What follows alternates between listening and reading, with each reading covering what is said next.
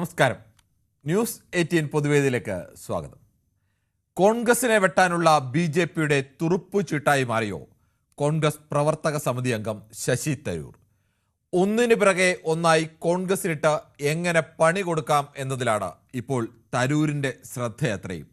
ഏറ്റവും ഒടുവിൽ ഇന്ത്യ സന്ദർശനം നടത്തിയ റഷ്യൻ പ്രസിഡന്റ് വ്ളാഡിമിർ പുടിനായി രാഷ്ട്രപതി ദ്രൗപദി മുർമു ഒരുക്കിയ അത്താഴ വിരുന്നും തരൂരിനെ ഇറക്കി കോൺഗ്രസിന് നൽകിയ പണിയാക്കി മാറ്റി. ഇന്ത്യ സന്ദർശിക്കുന്ന രാഷ്ട്രത്തലവന്മാർക്ക് നൽകുന്ന അത്താഴ വിരുന്നുകളിൽ ലോക്സഭ, രാജ്യസഭ പ്രതിപക്ഷ നേതാക്കളെ ക്ഷണിക്കുക എന്നതാണ് പതിവ്. ഇന്ത്യ മാത്രമല്ല, പ്രധാനപ്പെട്ട ജനാധിപത്യ രാജ്യങ്ങളൊക്കെയും ഇത്തരം ഡിപ്ലോമാറ്റിക് രീതിയാണ് പിന്തുടരുന്നത്. എന്നാൽ പുടിനുള്ള അത്താഴ വിരുന്നിലേക്ക് ലോക്സഭ, രാജ്യസഭ പ്രതിപക്ഷ നേതാക്കളായ രാഹുൽ ഗാന്ധിക്കും മല്ലികാർജുൻ ഖാർഗെയ്ക്കും ക്ഷണം ഇല്ലായിരുന്നു. മറിച്ച് ശശി തരൂരിനെ വിളിക്കുകയും ചെയ്തു. ഇത് ഇന്ത്യയിലെ മുഖ്യ പ്രതിപക്ഷ പാർട്ടിയായ കോൺഗ്രസിനെ പച്ചയ്ക്ക് അപമാനിക്കലാണെന്നതിൽ യാതൊരു സംശയവുമില്ല. രാഹുൽ ഗാന്ധിയെയും മല്ലികാർജുൻ ഖാർഗെയും ക്ഷണിക്കാതെ തന്നെ ക്ഷണിക്കുമ്പോൾ അതിലെ അപകടവും തൻ്റെ പാർട്ടിയോടുള്ള അവഹേളനവും തിരിച്ചറിഞ്ഞ് അതിൽ പങ്കെടുക്കില്ലെന്ന് പരസ്യമായി പറയലാണ് സാമാന്യ മര്യാദ. എന്നാൽ തരൂർ വിരുന്നിൽ പങ്കെടുത്തു. വിദേശകാര്യ സ്റ്റാൻഡിംഗ് കമ്മിറ്റി ചെയർമാൻ എന്ന നിലയിലാണ് തനിക്ക് ക്ഷണം കിട്ടിയതെന്നും സർക്കാരുമായി സഹകരിക്കുന്നതിൽ കക്ഷി രാഷ്ട്രീയം നോക്കേണ്ടതില്ലെന്നുമാണ് തൻ്റെ നിലപാട് എന്നതാണ് തരൂരിൻ്റെ ന്യായീകരണം. അടുത്തിടെ തരൂർ വാർത്തകളിൽ നിറഞ്ഞതത്രയും കോൺഗ്രസിനെ വെട്ടിലാക്കുന്ന ഇത്തരം വിഷയങ്ങളിലായിരുന്നു. കോൺഗ്രസിനെ വെട്ടാനായി ബി.ജെ.പി കണ്ടുവച്ചിരിക്കുന്ന തുറുപ്പാണോ തരൂർ? ഈ വിഷയമാണ് ന്യൂസ് 18 പൊതുവേദി ചർച്ച ചെയ്യുന്നത്. പ്രേക്ഷകർക്കും പ്രതികരിക്കാം.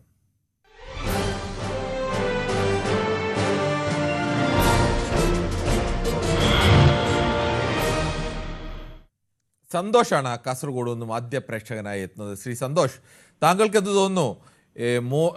ഈ അത്താഴ വിരുന്നിലേക്ക് രാഹുൽ ഗാന്ധിയെ ക്ഷണിക്കുന്നില്ല, മല്ലികാർജുൻ ഖാർഗെ ക്ഷണിക്കുന്നില്ല, തരൂരിനെ ക്ഷണിക്കുന്നു.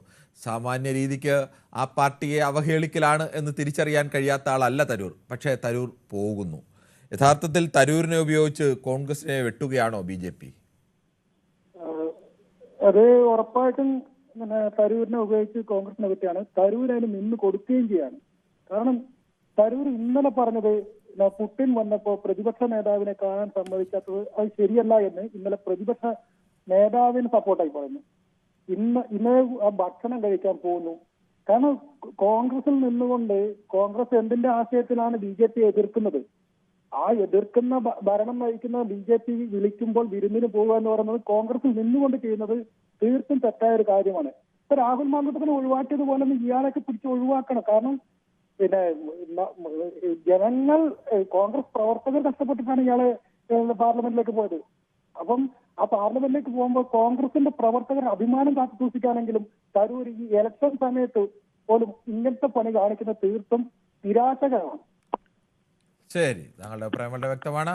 ശ്രീ ശിവദാസനാണ് ബാലരാമപുരത്തും. ശ്രീ ശിവദാസൻ, താങ്കൾക്ക് എന്ത് തോന്നുന്നു? താങ്കളുടെ എം.പി കൂടിയായ തരൂരിനെ ഇപ്പോൾ ബി.ജെ.പി ഫലപ്രദമായി കോൺഗ്രസ് നേതൃത്വത്തെ വെട്ടാനുള്ള ഒരു തുറുപ്പ് ചീട്ടായി ഉപയോഗിക്കുകയാണോ? നമസ്കാരം. നമസ്കാരം. തരൂർ ഇത്രയും ദിവസം എന്റെ എം.പി കൂടി ആയിരുന്ന തരൂരിനെ ന്യായീകരിച്ചു.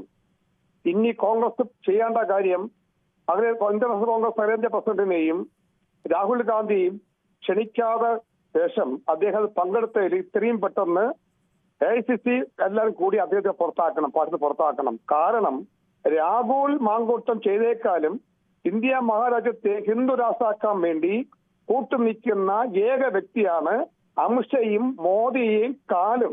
ഏറ്റവും ഹിന്ദു രാഷ്ട്രം നടത്താൻ വേണ്ടി തന്ത്രം കുടുമിക്കുന്ന കോൺഗ്രസിന്റെ പഞ്ചിക്കുന്ന ഈ ചാരനെ ഇത്രയും പെട്ടെന്ന് ഒരു നിമിഷം പോലും സാധാരണക്കാർ ഒരു കോൺഗ്രസ് ആണ്. ഞാൻ ഇപ്പൊ കോൺഗ്രസിൽ എടുത്തു കഴിഞ്ഞു തന്നെ, ഞാൻ കോൺഗ്രസ് എക്സിക്യൂട്ടീവിലേക്ക് ആയിക്കഴിഞ്ഞു. അപ്പൊ എനിക്ക് പറയേണ്ട കാര്യം, ഇദ്ദേഹത്തെ ഇത്രയും പെട്ടെന്ന് പാർട്ടി പുറത്താക്കണം. അതുപോലെ എത്ര പെണ്ണുങ്ങൾ അദ്ദേഹം കൊന്നിരിക്കുന്നത്. അതേപോലെ രാഹുൽ ചെയ്ത കുറ്റം തെളിയിക്കട്ടെ, അപ്പൊ പറയാം. ഇരിക്കുന്നതായിരിക്കും ഇയാൾ എത്ര കുടുംബം നശിപ്പിച്ചു. ശിവദാസൻ, അങ്ങനെ നമ്മൾ ആരോപണം ഉന്നയിക്കുന്നത് ശരിയല്ല. തരൂരിനെതിരെ താങ്കൾക്ക് രാഷ്ട്രീയമായി വേണമെങ്കിൽ ആരോപണം പറയല്ല. തരൂർ എത്ര സ്ത്രീകളെ കൊന്നു എന്ന് പറയാൻ താങ്കളുടെ അങ്ങനെ അതല്ല, ശരിയല്ല, അത് ശരിയല്ല. നിൽക്കട്ടെ. അദ്ദേഹത്തിന് ഇനിയെങ്കിലും കോൺഗ്രസ് വഹിക്കേണ്ട കാര്യം എന്താ? അദ്ദേഹം കോൺഗ്രസ് വഹിക്കുന്ന അദ്ദേഹം എന്താ പറയുന്നത്? ഇവർ കേരളത്തിൽ വന്ന് ട്രിവാൻഡ്രത്തിൽ മത്സരിച്ചു, കൂടെ നമ്മൾ നടന്നു ജയിച്ചു MP ആക്കി എല്ലാം ചെയ്ത് കൊടുത്തു. കൊഞ്ചൽ നാസർ കോൺഗ്രസിന്റെ പേരും പറഞ്ഞ ഇത് വിദ്യാഭ്യാസ ബഹുമാനം എല്ലാം കൊണ്ട് ലോക അറിവുമുണ്ട്. പക്ഷെ ഇത്രയും കോൺഗ്രസിന്റെ വോട്ടും വാച്ച് നെളിഞ്ഞിരുന്നിട്ട് MP ആയിരുന്നിട്ട് ദേശീയ നമ്മുടെ കോൺഗ്രസിന്റെ കൊടിയും സ്ഥാനം അണഞ്ഞുകൊണ്ട് നമ്മളെ ഇനി കോൺഗ്രസിനെ വെച്ചു കൊടുക്കുന്ന ഈ ഇദ്ദേഹത്തിനെ ഇനി വെക്കാൻ പറ്റുള്ളൂ സാർ. ഇത്രയും ഇത് പുറത്താക്കാൻ വേണ്ടി ഇനിയെങ്കിലും കോൺഗ്രസ് നേതാക്കന്മാർ KC വേണോട് സാറ് മുൻകൈ എടുത്തോണ്ട് ഇദ്ദേഹത്തിനെ പുറത്താക്കണം. ഇതാണ് എനിക്ക് പറയാനുള്ളത്. ശരി, താങ്കളുടെ അഭിപ്രായം വളരെ വ്യക്തമാണ്. നമുക്ക് മറ്റു പ്രേക്ഷകരുണ്ട്. സൂപ്പിയാണ് വെള്ളമുണ്ടയിൽ നിന്നും. ശ്രീ സൂപ്പി, താങ്കൾക്ക് എന്ത് തോന്നുന്നു? ഈ തരൂരിനെ സംബന്ധിച്ച വാർത്തകളൊക്കെയും കഴിഞ്ഞ ഒരു വർഷത്തിനിടയിൽ വന്ന വാർത്തകൾ നോക്കിയാൽ മിക്ക നല്ല മഹാഭൂരിപക്ഷം വാർത്തകളുടെയും തലക്കെട്ട് തരൂര് കോൺഗ്രസിനെ വെട്ടിലാക്കുന്ന വാർത്തകളാണ്. തരൂർ ഇതിനു വേണ്ടി ബോധപൂർവം നിന്നു കൊടുക്കുകയാണോ? നമസ്കാരം സാർ. നമസ്കാരമുണ്ട്. വിശ്വഭരനല്ലേ നമ്മുടെ വിശ്വഭരൻ മറ്റല്ലേ കോൺഗ്രസ് കൊണ്ടു നടന്നത്? കാരണം നമുക്കറിയാം പലസ്തീന് അനുകൂലമായി ഇസ്രായേലിന് അനുകൂലമായി സംസാരിച്ചിട്ട് പോലും അന്നൊരു കാമെന്ന് പറഞ്ഞിട്ടില്ല കോൺഗ്രസ്. കാരണം അന്ന് മുസ്ലിം ലീഗിന്റെ ആ സമ്മേളനത്തിന്റെ പരിപാടിയിൽ വെച്ചിട്ട് അദ്ദേഹം പറഞ്ഞത് ചെവി കൊണ്ട് കേട്ടതല്ലേ എല്ലാവരും. ഇന്ന് ഒരു നടപടി എടുക്കാത്ത കോൺഗ്രസ് അല്ലേ ഈ കോൺഗ്രസ്. ഇപ്പം BJP എന്ത് നടത്താലും ഹലോ പറഞ്ഞോളൂ, താങ്കൾ പറഞ്ഞോളൂ. കോൺഗ്രസ് BJP എന്ത് ചെയ്താലും കോൺഗ്രസ് അത് എന്തൊക്കെ സഹിക്കുക, അതല്ലാതെ വേറെ ഒന്നും വഴിയില്ല. ഹലോ. ശരി, താങ്കളുടെ അഭിപ്രായം വളരെ വ്യക്തമാണ്. ശ്രീ മഹിയാണ് കിള്ളിപ്പാലത്ത് നിന്നും. ശ്രീ മഹി, താങ്കളുടെ MBA യഥാർത്ഥത്തിൽ ഇപ്പോൾ BJP ആണോ ഉപയോഗിച്ചുകൊണ്ടിരിക്കുന്നത്? അല്ല സാർ, കോൺഗ്രസ്സുകാർക്ക് നട്ടല്ലില്ല. ഈ ഇവരെ പുറത്താക്കള നട്ടല്ലില്ല ഒരിക്കലും. അവന് ദേഹത്തോടുമില്ല. പിന്നെ സാറ് വേറെ പുള്ളി പെണ്ണിന്റെ കാര്യം സാറ് തെറ്റിച്ചതല്ല. പുള്ളി തിരുവനന്തപുരത്ത് വീട്ടിൽ പോയി 5 പെണ്ണുങ്ങളെ ജോലിക്കാരുന്നുണ്ട്. എല്ലാ തിരുവാടികളെ പോലെ ഇരിക്കണേ. ഞാൻ തൊട്ടടുത്താണ് താമസിക്കുന്നത്. അല്ല, അതൊന്നും ശ്രീ മഹി, അത് വീട്ടിൽ ആരെങ്കിലും സഹായത്തിന് നിൽക്കുന്നില്ലയോ അതൊന്നും വിഷയമല്ല. അത് അത്തരം കാര്യങ്ങൾ സംസാരിക്കുന്നത് പേഴ്സണലായ കാര്യങ്ങളാണ്. അങ്ങനെ ഒരാൾക്കെതിരെ പരസ്യമായി അങ്ങനെ ഏതെങ്കിലും ആരോപണം ഇല്ലാതെ അങ്ങനെ ഒരാൾ പെണ്ണുങ്ങളെ സ്ത്രീകളെ കൊന്നു എന്നൊക്കെ പറയുന്നത് എങ്ങനെ പറയാൻ കഴിയും? അത് പറയരുത്. പുള്ളിക്കെതിരെ രാഷ്ട്രീയ ആരോപണം ഉണ്ടെങ്കിൽ താങ്കൾ പറഞ്ഞോളൂ.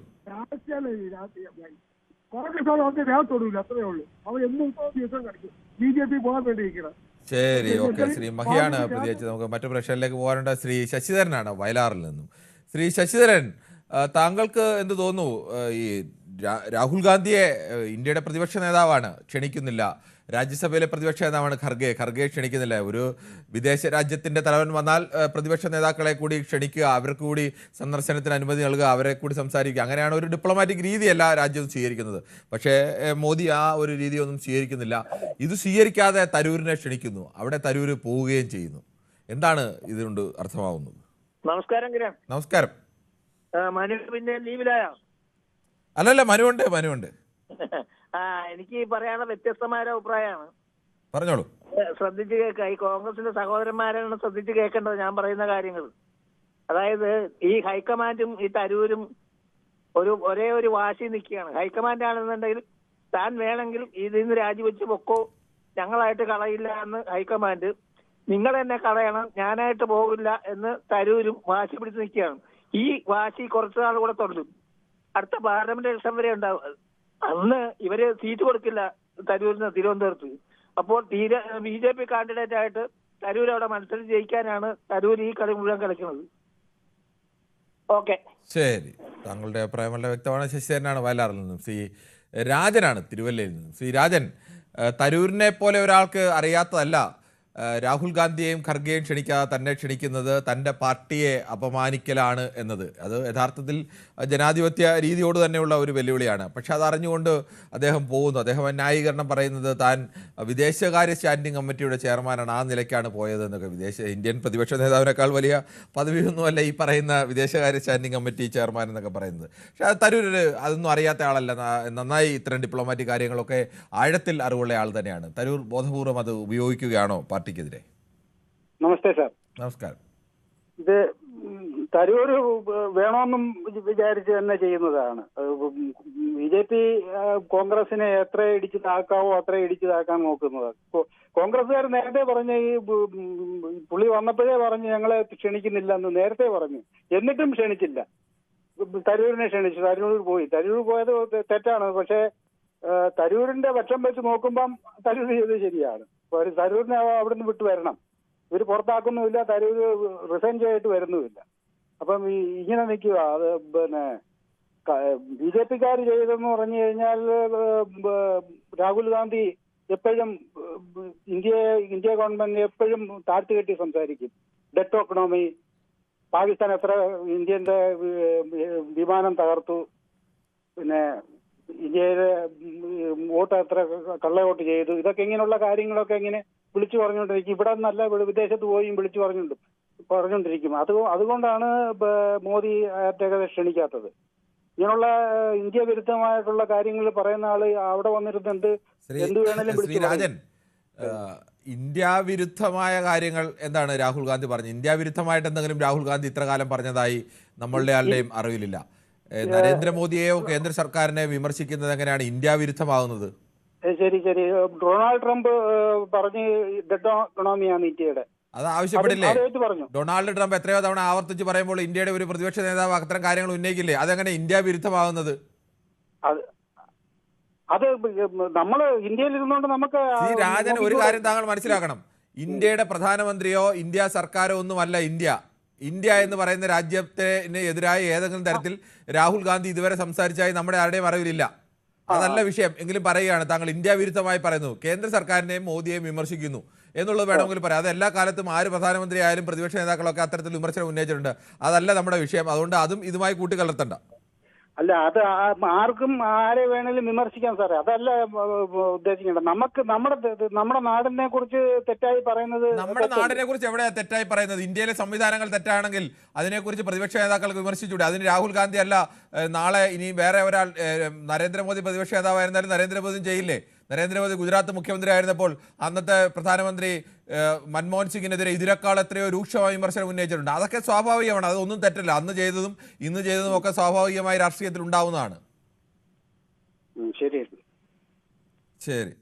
ശ്രീ ദിവാകരനാണ് തലശ്ശേരിയിൽ നിന്നും. ശ്രീ ദിവാകരൻ, താങ്കൾക്ക് എന്ത് തോന്നുന്നു? ഇപ്പോൾ യഥാർത്ഥത്തിൽ തരൂർ BJP-യുടെ കയ്യിലെ ഒരു പാപ പോലെയാണോ വർക്ക് ചെയ്യുന്നത്? ശരിയായ 100 പാവി തന്നെയാ. അദ്ദേഹം കുറച്ച് എന്ന് പറഞ്ഞിട്ട് കുറച്ച് ഇംഗ്ലീഷ് എല്ലാം പറയും. പക്ഷെ വിവരം എന്ന് പറഞ്ഞാല് തീരെ ഉണ്ട ചോറിന് നന്ദി കാണിക്കാത്ത രീതിയിലാണ്. അതായത് തിരുവനന്തപുരക്കാർ കഷ്ടപ്പെട്ട് കോൺഗ്രസ്സുകാർ പിന്നെ കൈയും മെയ്യും മറന്ന് ഇദ്ദേഹത്തെ MP ആക്കി. എന്നിട്ട് ഗാർഗിയോട് തോറ്റേര് ഒരു മൂർഖം പാമ്പിനെ പകവെച്ച് പോലെയായി ഇയാൾ കോൺഗ്രസിനെ ഒരു നശിപ്പിക്കുന്ന. പണ്ടേ ഇയാളെ KC വേണുഗോപാലും മറ്റുള്ള ഹൈക്കമാൻഡും ചേർന്നിട്ട് പണ്ടേ പുറത്താക്കണ്ട. തലവേദന ഇയാളെ കുടുംബജീവിതം തന്നെ അത് തന്നെയാ ഗാർഗന്റെ കയ്യിൽ തോറ്റത്. കോടതിനെ തെറ്റിദ്ധരിപ്പിച്ചിട്ട് ഇയാൾക്ക് അനുകൂലം വിധി വന്നില്ല. അത് ശരിയാ. അത് ബഹുമാനപ്പെട്ട കോടതിനെ തെറ്റിദ്ധരിപ്പി വക്കീലുമാരുടെ ബുദ്ധിയിൽ അയാൾ അനുകൂലം. പക്ഷെ ഇയാൾ ഉണ്ട ചോറിന് കോൺഗ്രസ് സാറ് ഇപ്പൊ ഇതിന്റെ മുമ്പിൽ പറഞ്ഞ അദ്ദേഹം പറയുമ്പം സാർ ഉരുളക്കുപ്പേരി പോലെ മറുപടി നല്ലോണം കൊടുക്കണം. അതായത് തെറ്റ് കണ്ടു കഴിഞ്ഞാൽ എന്റെ മക്കള് തെറ്റ് ചെയ്താലും നമ്മൾ അനുകൂലിക്കല്ല വേണ്ടത്. പ്രതിപക്ഷത്തിലിരിക്കുമ്പോ ഏത് പാർട്ടിയും ആ ഭരണകർത്താക്കന്മാരെ പറയൂ. രാഹുൽ ഗാന്ധി എന്ത് പറയുന്ന അല്ല, എന്ത് തെറ്റ് ചെയ്തിനാ രാഹുൽ ഗാന്ധിയും പ്രിയങ്ക ഗാന്ധി എന്ന് പറഞ്ഞാല് ലോകം നോക്കി നിൽക്കുന്നത് കോൺഗ്രസിന്റെ കഷ്ടപ്പെട്ടിട്ടുള്ള കോൺഗ്രസിന്റെ അവസാനത്തെ കണ്ണികളാ. അവര് തന്നെ സമാധാനം ജീവിച്ചോട്ടെ. ജീവിതം തന്നെ അവരെ സമാധാനിപ്പിച്ചിട്ടില്ല. ശ്രീമതി ഇന്ദിരാഗാന്ധിനെ കൊന്ന് മറ്റേ ധീരവനിത. ദിവാരൻ, നമ്മുടെ വിഷയം അത്ര ഇതിലല്ല. നമുക്ക് അതുകൊണ്ട് മറ്റൊരു പ്രശ്നത്തിലേക്ക് പോവാം. ശ്രീ അരുണാണ് തിരുവനന്തപുരത്ത് നിന്നാണ്. ശ്രീ അരുൺ, താങ്കൾ തിരുവനന്തപുരത്ത് എവിടെയാണ്? ഹലോ, ഞാനിവിടെ പോത്തൻകോട്. അപ്പോൾ താങ്കളുടെ MP ആണല്ലോ തരൂർ. കോൺഗ്രസ്സുകാരനായി കൈപ്പത്തിയിൽ നിന്ന് കഴിഞ്ഞ ജയിച്ച MP ആണല്ലോ. അതെ. അല്ല, ഇവിടുത്തെ കോൺഗ്രസ്സുകാർക്ക് ഇപ്പൊ 15 കൊല്ലമായിട്ട് ഇവിടെ MP ആയിരുന്നു. പക്ഷെ ഇവിടുത്തെ ഞാൻ ഇത്രത്തോളം എല്ലാ MP-മാരും എനിക്കറിയാം. പ്രതിപക്ഷത്തിരിക്കുന്നവരെയും ഭരണപക്ഷത്തിരിക്കുന്നവരെയും ഒക്കെ അറിയാം. പക്ഷെ ഇത്രത്തോളം ഒരു പാർട്ടിയിലും സ്വാധീനമില്ലാത്ത, പ്രവർത്തകരുടെ സ്വാധീനമില്ലാത്ത ഒരു MP എനിക്ക് തോന്നുന്നില്ല കേരളത്തിലോ ഇന്ത്യയിലോ ഉണ്ടാവുന്നു. കാരണം അദ്ദേഹത്തിന്റെ ഓഫീസിൽ, നമ്മുടെ സെക്രട്ടേറിയറ്റിന്റെ ബാക്കിലുള്ള അദ്ദേഹത്തിന്റെ ഓഫീസിൽ ചെന്നറിയാതെ അവിടെ ഒരു കോൺഗ്രസ്സുകാരും ഉണ്ടാവില്ല. ഒരൊറ്റ കോൺഗ്രസ്സുകാരും അവിടെ കാണാൻ പറ്റില്ല. ഒരു സാധാരണക്കാരനെയും കാണാൻ പറ്റില്ല. അത് ജനങ്ങളോടും ബന്ധമില്ല, വിജയിപ്പിച്ചു വിട്ട പാർട്ടിയോടും ബന്ധമില്ല. ഇതിപ്പോഴല്ല, 15 കൊല്ലമായി MP ആയിരുന്ന ഒരാൾക്ക് സംസ്ഥാന തലത്തിലോ ജില്ലാ തലത്തിലോ സ്വന്തം ജില്ലയിൽ പോലും പാർട്ടിയെ കെട്ടിപ്പടുക്കാൻ വേണ്ടി ഇയാൾ ഒന്നും ചെയ്തിട്ടില്ല. അതാ സത്യം. അപ്പൊ അദ്ദേഹത്തിന് എപ്പോഴേ കോൺഗ്രസിൽ നിന്ന് പോകണം, അല്ലെങ്കിൽ BJP പോകണം, അങ്ങോട്ട് പോകണമെങ്കിൽ ആരാണ് അദ്ദേഹത്തിന് പോകാം. പക്ഷെ അദ്ദേഹം വളരെ തന്ത്രജ്ഞനാണ്. നമുക്കറിയാലോ, അദ്ദേഹം വളരെ നേരത്തെ തന്നെ നമ്മുടെ എല്ലാ സഭകളിലും മത്സരം കാഴ്ചവെക്കുന്ന ആളാണ്. ICCയുടെ കീഴിൽ തന്നെ അദ്ദേഹം മത്സരിച്ചത് പേരെടുക്കാൻ വേണ്ടിയാണ്. അദ്ദേഹത്തിന് അറിയാൻ ജയിക്കൂലെന്ന്. പക്ഷെ എവിടെയെങ്കിലും അദ്ദേഹത്തിന് എന്നും അദ്ദേഹത്തിന്റെ പേരിങ്ങനെ വരണം. ഇപ്പൊ അദ്ദേഹത്തിന് അറിയാം കോൺഗ്രസിൽ നിന്നിട്ട് വലിയ കാര്യമൊന്നുമില്ല, അത് ഇനിയിപ്പോ BJPയിലേക്ക് പോകണേണ് നല്ലത്. BJP അത് അവസരം മുതലാക്കുന്നു. കാരണം അതിപ്പോ എല്ലാ രാഷ്ട്രീയ പാർട്ടികളും അങ്ങനെയല്ലേ ചെയ്യുള്ളൂ. കിട്ടുന്ന അവസരം ആരെങ്കിലും കളയും. അപ്പൊ BJP ശരിക്ക് തരൂരിനെ വെച്ച് കോൺഗ്രസിനെ നിങ്ങൾ കൊടുത്തിരിക്കുന്ന ഹെഡിങ് കറക്റ്റാണ്. കോൺഗ്രസിനെ ശരിക്കും അടിക്കാൻ തന്നെ തരൂരിനെ ഉപയോഗിക്കുകയാണ്. അതിലൊരു സംശയമില്ല. ശരി, താങ്കളുടെ അഭിപ്രായം വളരെ വ്യക്തമാണ്. ശ്രീ അരുണാണ് തിരുവനന്തപുരത്ത് നിന്നാണ് സംസാരിച്ചത്. മറ്റു പ്രശ്നങ്ങളിലേക്ക് പോകണം. ബിനോയ് ആണ് കൊല്ലത്ത് നിന്നും. ശ്രീ ബിനോയ്, താങ്കൾ എങ്ങനെയാണ് കാണുന്നത്? ശശി തരൂരിനെ പോലെ ഒരാൾ BJPയുടെ കയ്യിലെ പാവയായിട്ടാണോ ഇപ്പോൾ വർക്ക് ചെയ്യുന്നത്? നമസ്കാരം കിരണേ. നമസ്കാരം. എന്തായാലും ഞാൻ ഇക്കാലവും അത്രയും ഒരു പാർട്ടിക്കാരൻ എന്നുള്ള നിലയിൽ ശശി തരൂർ അങ്ങനല്ല, നമ്മളെ പാർട്ടിയായിട്ട് അടുത്ത് നിൽക്കുന്ന ഒരാളാണെന്നൊക്കെ പറയുന്ന ആള് തന്നെയാണ്. പക്ഷെ ഇപ്പോൾ ഇന്ത്യയുടെ പ്രതിപക്ഷ നേതാവിനെയും രാജ്യസഭാ പ്രതിപക്ഷ നേതാവിനെയും വിളിക്കാത്ത ഒരു ചടങ്ങിന് ശശി തരൂരിനെ വിളിക്കുമ്പോൾ അത് BJP ഒരു ദുഷ്ടലോക്കോട് കൂടിയാണ് അത് കാണുന്നത്. പക്ഷെ ബഹുമാന്യനായ ശശി തരൂർ MPക്ക് അത് മനസ്സിലാകില്ല എന്നറിയുമ്പോഴാണ് നമുക്ക് വിഷമം തോന്നുന്നത്. കാരണം 100 കണക്കിന് പ്രവർത്തകർ പ്രവർത്തിച്ച് കൈപ്പത്തി ചിഹ്നത്തിൽ വോട്ട് ചെയ്യിപ്പിച്ചാണ് അദ്ദേഹത്തിനെ MP ആക്കിയത്. തിരിച്ച് പാർട്ടിയോട് പ്രതിബദ്ധത അദ്ദേഹം കാണിക്കാത്തത് ഞങ്ങളെപ്പോലെയുള്ള പാർട്ടിക്കാർക്ക് തീർച്ചയായിട്ടും അതൊരു വിഷമം തന്നെയാണ്, പ്രയാസം തന്നെയാണ്. അദ്ദേഹത്തിന് ഒരു തിരിച്ചറിവുണ്ടാകണം. ഇതെന്റെ പാർട്ടിയാണ്, ഇത് കോൺഗ്രസ് ആണ്, ഞാൻ കോൺഗ്രസ്സുകാരനാണെന്ന്. കോൺഗ്രസ്സുകാരെ വിളിക്കാത്ത സ്ഥലത്ത് നേരത്തെ അദ്ദേഹം പറഞ്ഞതുപോലെ ഹിന്ദു രാജ്യം ഉണ്ടാക്കണമെന്ന് പറയുന്ന നരേന്ദ്രമോദിയുടെയും അമിത്ഷായുടെയും പിന്നാലെ പോകുന്നത് കോൺഗ്രസിന് അത്ര ഒരു ചേർന്ന, ശശി തരൂരിനെ പോലുള്ള ഒരാൾക്ക് ചേർന്ന പണിയല്ല. ഊണിവിടെയും അവിടെയും ഉള്ളതുപോലെയാണ് ഇപ്പൊ കാണിക്കുന്നത്. സത്യത്തിൽ AICC കൃത്യമായൊരു നിലപാട്, ഞങ്ങളൊക്കെ കോൺഗ്രസിനെ അത്ര നെഞ്ചോട് ചേർത്ത് പിടിക്കുന്നവരാ. ഇഷ്ടംപോലെ ഈ പാർട്ടിക്ക് വേണ്ടി അടിയും വെയിലും മഴയും ഒക്കെ കൊണ്ട് നടക്കുമ്പോൾ അദ്ദേഹം കോൺഗ്രസ്സുകാരായ ഞങ്ങളോട് കാണിക്കുന്ന ഒരു പ്രത്യേകതരം നമ്മളെയൊക്കെ കളിയാക്കുന്ന രീതിയായിപ്പോയി. സത്യത്തിൽ ഈ രീതി അദ്ദേഹം മാറ്റി തിരിച്ചറിയണം. അധികാരത്തിന് വേണ്ടിയാണ്, സ്ഥാനങ്ങൾക്ക് വേണ്ടിയാണ് അദ്ദേഹം കാണിക്കുന്നതെങ്കിൽ തീർച്ചയായിട്ടും കോൺഗ്രസ് വിട്ട് അദ്ദേഹം പുറത്തു പോകണം. അദ്ദേഹം എവിടെ വേണമെങ്കിലും പൊക്കോട്ടെ. കോൺഗ്രസിൽ നിന്ന് പോയ MPമാരും MLAമാരും മന്ത്രിമാരും ഒക്കെ തന്നെയാണ്. ഇത് ജനാധിപത്യ രാജ്യമാണ്. ഏത് പ്രസ്ഥാനത്തിൽ വേണമെങ്കിലും വിശ്വസിക്കാം. പക്ഷേ ചോറ് ഇവിടെയും അവിടെയും എന്നുള്ള അദ്ദേഹത്തിന്റെ ആ നിലപാട് അദ്ദേഹം തിരുത്തിയേ പറ്റൂ. ഇത് ഞാൻ പറയുന്നത് ഒരു കോൺഗ്രസ്സുകാരനായിട്ട് തന്നെയാണ് പറയുന്നത്, ഉറപ്പായിട്ടും. ശരി, താങ്കളുടെ അഭിപ്രായം വളരെ വ്യക്തമാണ്. ശ്രീ ഓമനക്കുട്ടനാണ്, കൊല്ലത്ത് നിന്ന് തന്നെയാണ് വിളിക്കുന്നത്. ശ്രീ ഓമനക്കുട്ടൻ, താങ്കൾക്ക് എന്ത് തോന്നുന്നു? ഒരു രാജ്യത്തിന്റെ അധിപൻ നമ്മുടെ രാജ്യത്ത് വരുമ്പോൾ അദ്ദേഹത്തിന് സ്വീകരണം ഒരുക്കുമ്പോഴും അദ്ദേഹത്തിന് താഴെവിരുന്ന് നൽകുമ്പോഴൊക്കെ പ്രതിപക്ഷ നേതാക്കളെ വിളിക്കുക എന്നുള്ളത് ഒരു ഡിപ്ലോമാറ്റിക് രീതിയാണ്. ആ ഡിപ്ലോമാറ്റിക് രീതി വിട്ട് രാഹുൽ ഗാന്ധിയെയും ഖർഗെയും ഒന്നും വിളിക്കാതെ, ഒരു മീറ്റിങ്ങിന് പോലും വിളിച്ചില്ല, അത്താഴവിരുന്നിന് പോലും വിളിക്കാതെ പകരം ശശി തരൂരിനെ വിളിക്കുന്നു. കോൺഗ്രസ്സുകാരനായ തരൂരിന് തിരിച്ചറിയാൻ കഴിയാത്തതല്ല ഇത് ഡിപ്ലോമാറ്റിക് രീതിയുടെ ലംഘനമാണെന്നും ജനാധിപത്യ മര്യാദയല്ലെന്നും തൻ്റെ പാർട്ടിയെ അപമാനിക്കലാണെന്നും ഒക്കെ. എന്നിട്ടും തരൂർ പോവുകയും അതിനെ ന്യായീകരിക്കുകയും ചെയ്യുന്നു. ശ്രീ ഓമനക്കുട്ടൻ പറഞ്ഞോളൂ. ഓമനക്കുട്ടൻ കൊല്ലമാണ്. ശരി, പറഞ്ഞോളൂ. പിന്നെ രാഹുൽ ഗാന്ധിയെ എന്താ ക്ഷണിക്കാത്തെന്നുള്ളതല്ലേ നമ്മുടെ വിഷയം?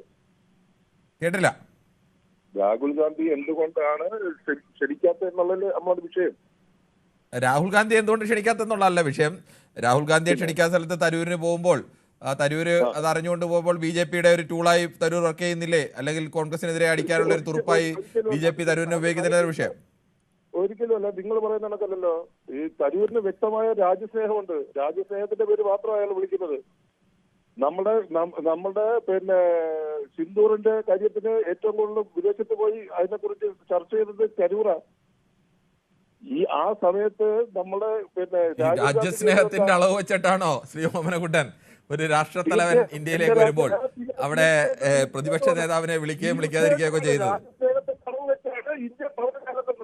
ഇന്ത്യൻ പൗരനെ നടക്കുന്നത് രാജ്യസ്നേഹം, ഇന്ത്യൻ സ്നേഹം വെച്ചാണ് നടക്കുന്നത്. പിന്നെ എങ്ങനെ നടക്കുന്നത്? അതിന്റെ അളവ് പോലെ എന്താണ് ഈ ഓമനക്കുട്ടൻ?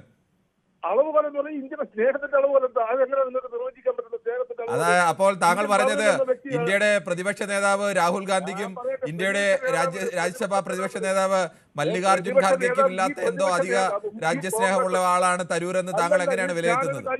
ഈ കോൺഗ്രസ് എത്ര വർഷം ഇന്ത്യ ഭരിച്ച്?